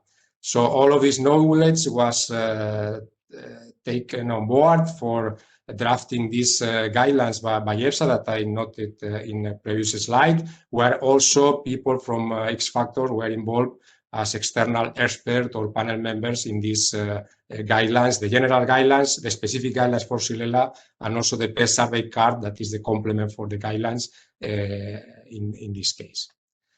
I think this is one of the key documents when we talk about risk assessment, modeling, and Xylella, is the PRA by EFSA. Many people from the project was involved again as panel members, experts, etc. You can see here this very famous map by Juan Antonio Navas with the species distribution model showing the climatic suitability for Xylella in the EU. And also some relevant information, particularly on the dispersal ability of the vectors, the spittle bugs. You can see here some works. And also the spread of the disease itself. So looking at symptom appearance, etc. Also, most of this work was conducted in Apulia, was key to inform, as I presented at the beginning, the expert knowledge elicitation that was used for the priority pest, but also for the pest risk assessment. And here you can see this example of one of the paper. Again, just I can only show one from Bodino et al. All of this distance and kernel spatial aggregation distribution, and how it was, let's say, translated or integrated in the expert knowledge elicitation, in this case for the vector local spread. When we talk also about the disease spread and the different control scenario, again, we had a very nice presentation by Dan Chapman, and it's very important to highlight that the group of Dan and Stephen White, they were the first, that was some time ago, addressing the issue of a spread of the disease, in this case of Apulia. I think it was kind of seminal work on that was, let's say, improve and expand with also the participation, again, of Dan and Stephen and other people from the project and the EFSA panel and experts, to simulate in the expert knowledge elicitation different control measures, like, different buffer zone radius, different failing radius, also simulations with different landscape configurations. So at the end, all of this information was informing also the decisions by the risk managers. And just to conclude, one of the things that were also included in all of this modeling was the efficacy of the different interventions for suppressing the vector population. And this slide kindly prepared by Maria Saponari. You see different, cover crop management, plowing, etc., and how that was assessed experimentally in the field, and that was also later on integrated in the pest risk assessment. And just to conclude this slide, I'm today here representing all of these people. That was the picture we took in the midterm meeting at our institute in Ivrea in Valencia. And I will just finish saying that this factor, at least for me, and I'm sure that for most of the people in this picture, has been a project that will be forever in our lives, not only in our scientific careers, also in our personal life. I think this has been had a tremendous impact, at least in my case, this project. So thank you very much. Sorry for the technical problems, and I will be glad to take questions in the Q&A session. Thank you. Thank you very much, Antonio. I thought that was a very nice talk, really capturing a lot of those links of fundamental and applied research into risk assessment, and then feeding that ultimately to risk managers, which, if we go back to the call that we responded to as X factors, it really went in that direction, and I think you captured it very nicely. Our final talk of the session, of the day, and of the conference is by Angelo Di Mambro on Xylella fastidiosa, the social and media impact in plant health management. Angelo is a journalist. He has been following Xylella fastidiosa outbreaks in Europe from the very start, and he contributed to the communication and dissemination of results in the Ponte project, and he covered the second Xylella fastidiosa European conference in Ajaccio as a journalist. So I yield the floor to you, Angelo.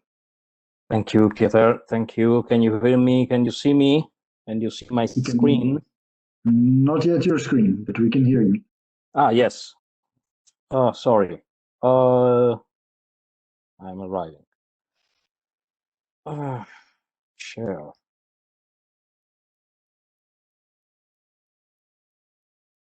Now? Yes, now we see your slides, not in presentation mode yet. We see them in a sort of editing mode. Here we are. There you are. You're all set. Okay. Thank you. Thank you all. This presentation builds on a previous one that I delivered in a workshop of the European Commission in Alicante in 2018.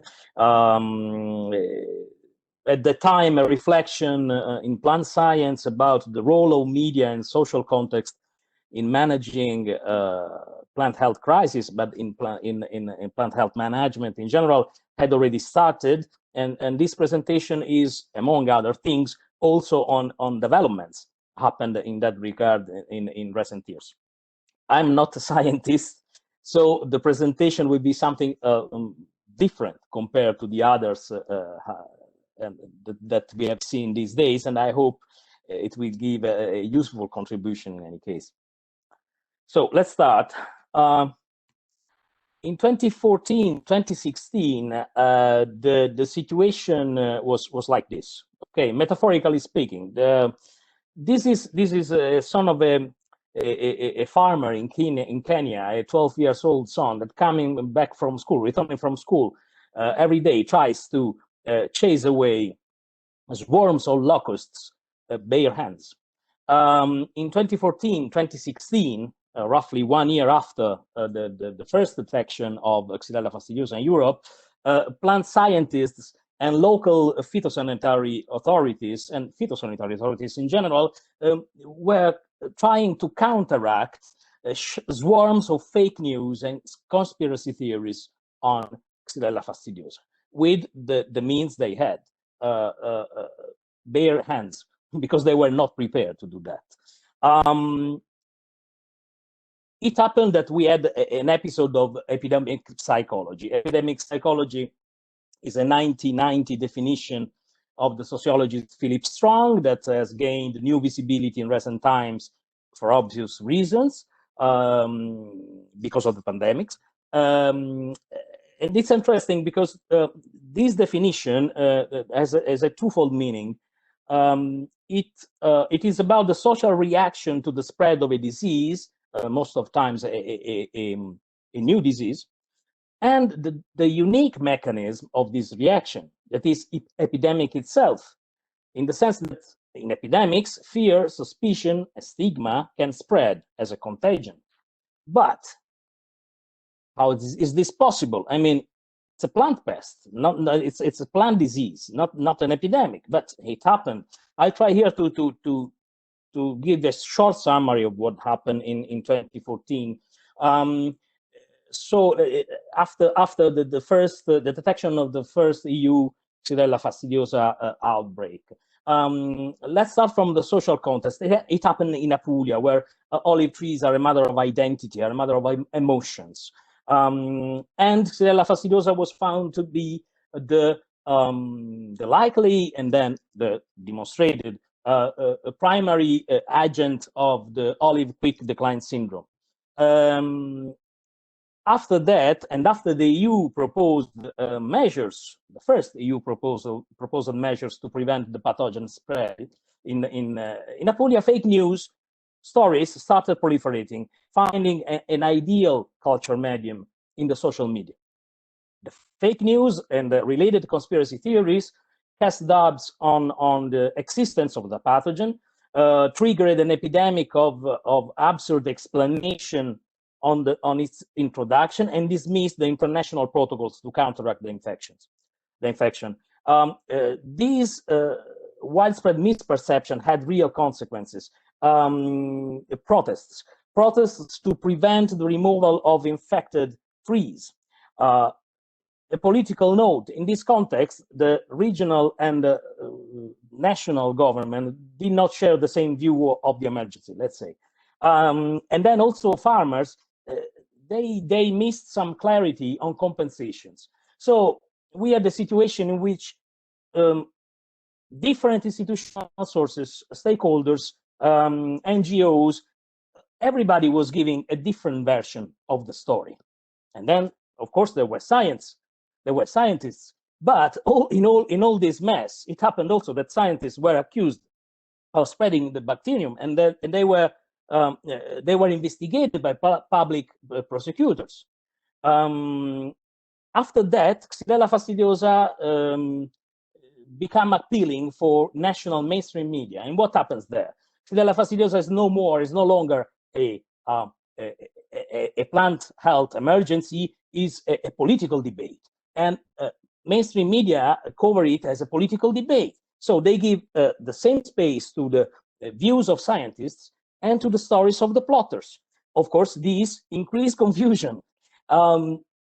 So the social and media impact in that case fed each other, in a sense, with the result of slowing down the implementation of eradication measures. And it represents, in any case, a classic example of epidemic psychology. All the things that we have seen here, we can find them in the 16th century social reaction to the plague. And I mean, I don't know, but after years of observing what happened on Xylella fastidiosa when the COVID-19 pandemic started, for me, I had the sense of deja vu. I don't know you, but that was for me. So let's try to go deeper into that.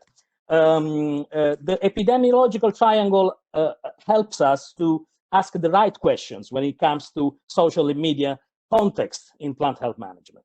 When it comes to the host, the question is, what is the value of the host in relation to the culture and social environment? I made the example of Mediterranean, but if you look at, for instance, the dieback cultural and media impact in the UK, you can see coverage of media on a plant pest because there is something in the emotions, in the sentimental relation of the British people with trees, with some trees, of course. When it comes to pathogen, what is the perception of the pathogen threat and the acceptance of the eradication measures? The more threatening the pathogen, the stricter the eradication measure, the eradication protocol, the higher is the risk of a weak social acceptance. 2016, UK researchers surveyed the population on different types of eradication measures. So the results are clear. When you tell people, hey, I have to uproot not only the infected plants, but the healthy ones, as it is the case with Xylella fastidiosa, people are not happy.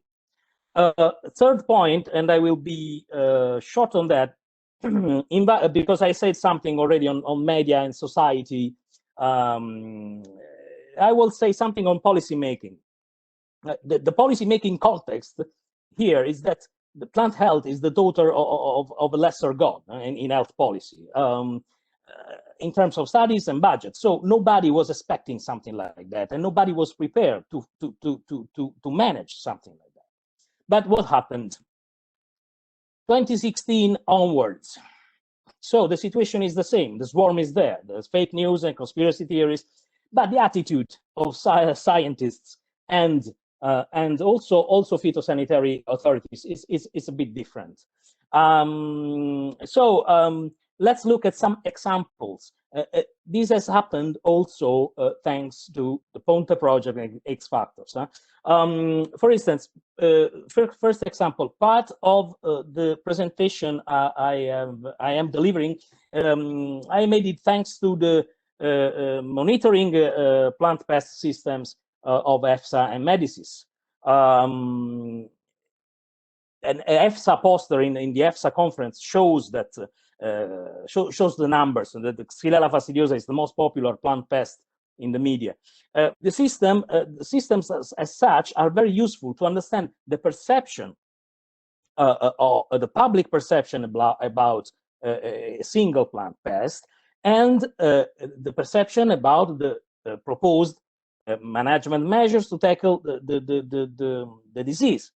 And this is a confirmation that in general there is a higher level of awareness from public authorities on the media impact of plant pests. I've heard many stories of collaboration between farmers and institutions, mostly in France, because wine growers, wine producers want to be trained to recognize possible symptoms of Xylella fastidiosa. Again, on the UK experience, maybe it's for the, let's say, for the trauma of the Dutch elm disease. But in 2019, when I was reporting on Ponte project, I could see the tree alert system at work. The Forest Research tree alert system is a website where citizens can flag symptoms of plant diseases all around the country. And then there is the Bridget project. The Bridget project is another poster presented at the EFSA conference for organizing, giving value to the role of citizens in preparing for a national response to a possible introduction of Xylella fastidiosa in the UK.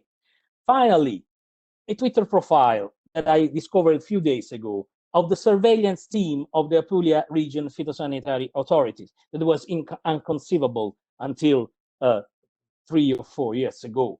So things are evolving towards a more direct communication between science, plant scientists, phytosanitary authorities, and farmers and citizens. But things to be kept in mind. Media monitoring is fantastic. We have said that, but it's not enough. That monitoring system miss, for instance, social media. That is quite important. And then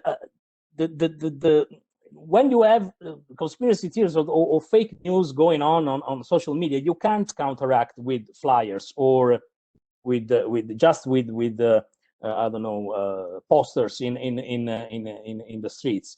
You need to be there. So let's say a vigilant presence on the same platform is important. Another thing to be kept in mind, time, and this is unavoidable with plant sciences. Plant scientists, social media, mass media, policymakers, each of them operates at different speed. They have different perceptions of time. Plant scientists might need 1 year to achieve the ironclad evidence that Xylella fastidiosa is killing olive trees in Apulia. The press need the news in few hours. The time in social media is real time, and this is something something to be coped with. It's something to be kept in mind. Coordination and communication. This is vital. Contradictory messages increase fear, mistrust, and panic. It happened also with the E. coli case on the Spanish cucumbers that were not Spanish cucumber in 2000, and I think it was 2012, something like that. Contradictory messages from the authorities made the market of fruit and vegetables in Europe collapse. Then plant scientists and their institutions increasingly communicating directly, engaging in direct communication, must be aware that greater visibility brings greater responsibility. So I gave some examples, but given the growing global risk from exotic plant pests, those signs and those examples need to be systemized, and communication strategies integrated in plant health management, especially when management programs operate in critical context, in crisis mode. Xylella fastidiosa outbreaks in Europe suggest that scientific and political institutions might design these communication strategies in a One Health perspective. So experts from multiple disciplines work together, including social scientists, risk communication, and media experts. And then a naive question. When I think about the One Health approach, it is made for disease that connect animal, environment, and humans. But where are the plants there? This is a question I would leave to you, and thank you for your attention, and thanks to XF Actors for this opportunity. Thank you. Thank you very much, Angelo, for these reflections. Françoise can correct me, but I didn't see any questions come in this last block, which is partly understandable. No, you're perfectly correct. You're perfectly correct. There haven't been any questions. Maybe these talks do not trigger any questions in particular. They are less research-based, and people are maybe tired. Yeah, there's also some fatigue probably kicking in after 3 days. Yeah. And people are allowed to recharge also, and with 2 more days coming up. So with that, we'll maybe I'll share some of my thoughts on what we've heard this afternoon. Françoise might do the same, and then we'll hand back to Maria for the closure. Maybe I'll keep it brief. Maybe go back to what we heard at the beginning of this session, and we've covered an enormous amount of terrain. We started off about the great progress I think that has been made on remote sensing. Already a couple of years ago, it showed that early detection of pre-visual infection symptoms that might be caused by Xylella in olive trees was possible. We learned today that XF Actors research also made progress on estimating already during this stage of remote sensing whether symptoms are caused by Xylella, by other pathogens, particularly in verticillium, or environmental abiotic water stress. I want to flag that in the EFSA conference, there will be a review presentation by Pablo Zarco Tejada that covers all those aspects and puts it in a bigger perspective. We were reminded how I think modelers have masterfully leveraged the new understanding we've gained on Xylella and its epidemic to build simulation and predictive models, including on the effects of climate change, physical barriers to spread, and developed methods to model surveillance when data are rare, which it, by certain standards, still is. I think together the results can critically indicate where efforts should be concentrated and where also major knowledge gaps lay. And ultimately, I think all these developments help design surveillance strategies depending, as we were reminded by Alex, on what a particular aim of the surveillance is. So we have a broad toolkit depending on the question. And then we've also seen work which I thought was quite exciting, both initiated by remote sensors and by modelers that combine remote sensing and epidemiological modeling to get sort of the added value of both combined. On remote sensing, which is a field I'm most familiar with, I think it's also worth remembering that not all techniques are yet optimal for nationwide operational use. For that, they need to be further and stepwise developed with risk managers, I think, at this stage to increase technological readiness levels, also something Françoise already alluded to. But I think ultimately there's now a rich array of tools that can make surveys combining field remote sensing models and the laboratory techniques, making those surveys more efficient. taken together. I think if we step back, consider what we knew, or rather did not know at the start of the X Factors project, the progress that has been made on diagnostic protocols, surveillance, and modeling has been quite remarkable. And I think this session was illustrates that in a very broad way. So that's my view on that, and thanks again on my behalf to all the contributors. I'll hand to Françoise. Yeah, thank you. Yeah, if I look back at X Factors, I mean, there have been many different topics and issues that have been tackled by the project, a really big range, and important topics to support the European plant health policies for X Factors. And I think this is really and this has been shown today, but also during the previous days, that there has really been a lot done in different areas. And I would say that X Factor has been, as far as you, Peter, you talked about your area, which is more into modeling, remote sensing. I'm more into diagnostics. So for me, the fact that the project tackled the issue of sampling and pooling, which is notoriously a difficult one in diagnostic protocol. The number of protocols where we come to the, okay, what do we do for asymptomatic plants? And then it's, you're looking at your neighbor, nobody knows really. So for that, I can only say from us a really big thank you, and that was really a big step.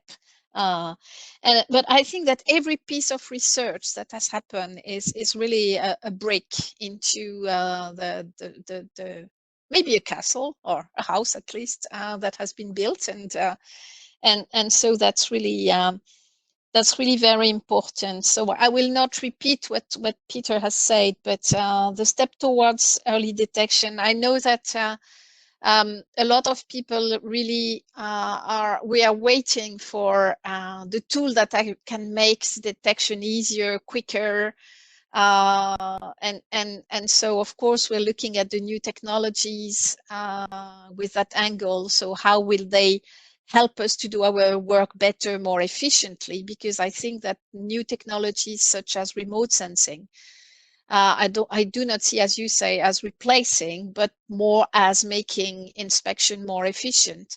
So we are in the right direction. I mean, I believe after the project. So and this has been kind of shown, and also the way the information has been used along the project is really has been shown this afternoon. So that's great. That's going to be my final word. Apart from thank you from EPO. Thank you. I have to say that it's sincerely very difficult to add more to after these 3 days. Besides the high quality presentation and work we delivered,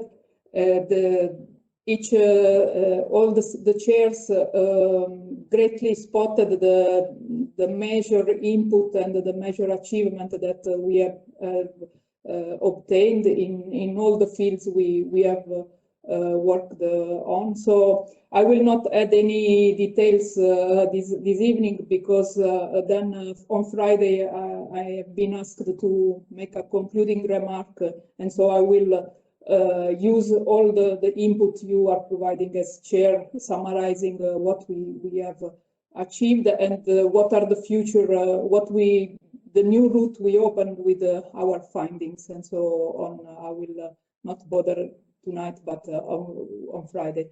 If the technical support can give me share the screen, I want just to share with you the first picture of the kickoff meeting we had in Bari, just to remind this. I have to say that, of course, we have during these 3 days we have always given positive aspect of the project, but of course, it is not realistic that everything has been smooth. We had some problems, and for this, I want really to thank some partners that helped us to overcome the problem, because as you may know, in a large consortium, not all partners performed as we expected at the beginning, and so several partners have stepped up, have done much more than the funds allowed to them, just for the good of the project. So this was the first our first meeting in Bari when we started the project, and as most of you have said, we have. I think that the key word for XF Factors has been the collaboration. I take few seconds to give a thought to these two colleagues that are not anymore with us, Cosimo Lacirignola and Professor Martelli. They were in Bari with us, and I think that in their field of work, they have strengthened, they have remarked the importance of the collaboration, international collaboration, for Cosimo for the cooperation, and Professor Martelli in the scientific committee. And I think that we have taken this because, as it was remarked by different speakers, we have collaborated a lot within X Factors, and the proof is that several papers produced by the project are jointly made by different teams. And another aspect, for example, that I want to remark is that having Costa Rica, the colleagues from Costa Rica involved in the project, allowed us to investigate the diversity of Xylella in its origin place. And so it really thanks to those colleagues that made available the material, and we're open to share the results for advancing our knowledge. I have to say that the project finished on Friday, but you will be still in contact with us, at least the partners, for the next 2 months, because we, as coordinator, I will be sorry bothering you for the technical reporting and the financial reporting.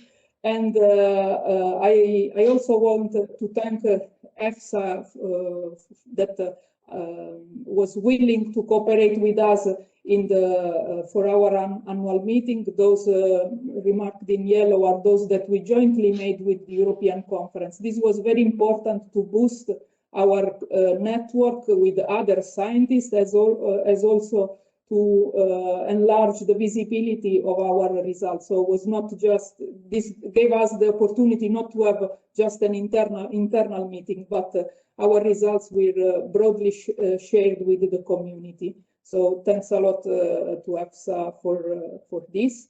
And then I want to say that, as I said, on Friday, formally the project ends, but I invite you to continue to follow us on our channels, social channels, and on Cordis, on the portal of the European Commission, because I'm sure that several activities, several results are still have been collected in the last period, so we have not yet prepared published paper, and I'm sure that even if the project ends Friday, we will be writing several contributions that will help the Xylella management in the next month, in the next upcoming months. So you can still follow our results online, as well as we are willing, if the community of the researchers participating in the XF Factor project will be willing to continue to keep this portal updated and alive.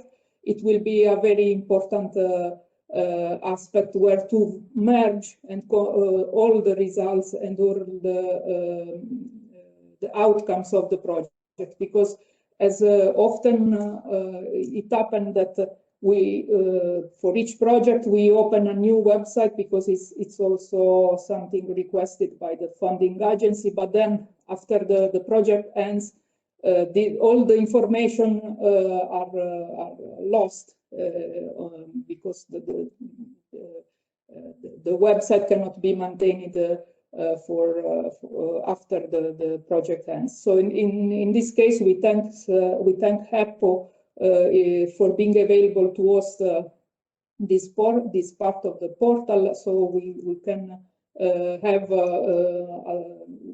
a long life for all the material that will be included. So I will encourage all the colleagues, despite the project is finished, to continue to keep the portal updated. And with this, my deep thank you is for the management board, all the work package leader, because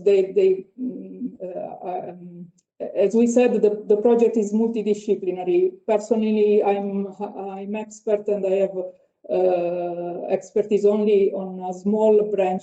So without the involvement and the cooperation of all of you, we could not get to this point. So my deep thank you to all of you, and again to all the partners and the contribution to this event. I think I will stop here, and for those do not disconnect, because the technical support will launch a video that Angelo Di Mambro helped to prepare. It is not comprehensive of all the activity, even because we were very limited in the preparation of the video for the restriction to travel and so on. So for those of you that are interested, watch the video that will be launched. And thank you very much again for the attention, for the contributions that really has gone behind the project rewards. So thank you very much, and I invite you to be again connected tomorrow afternoon for the third European conference. So see you in the next day. Bye bye.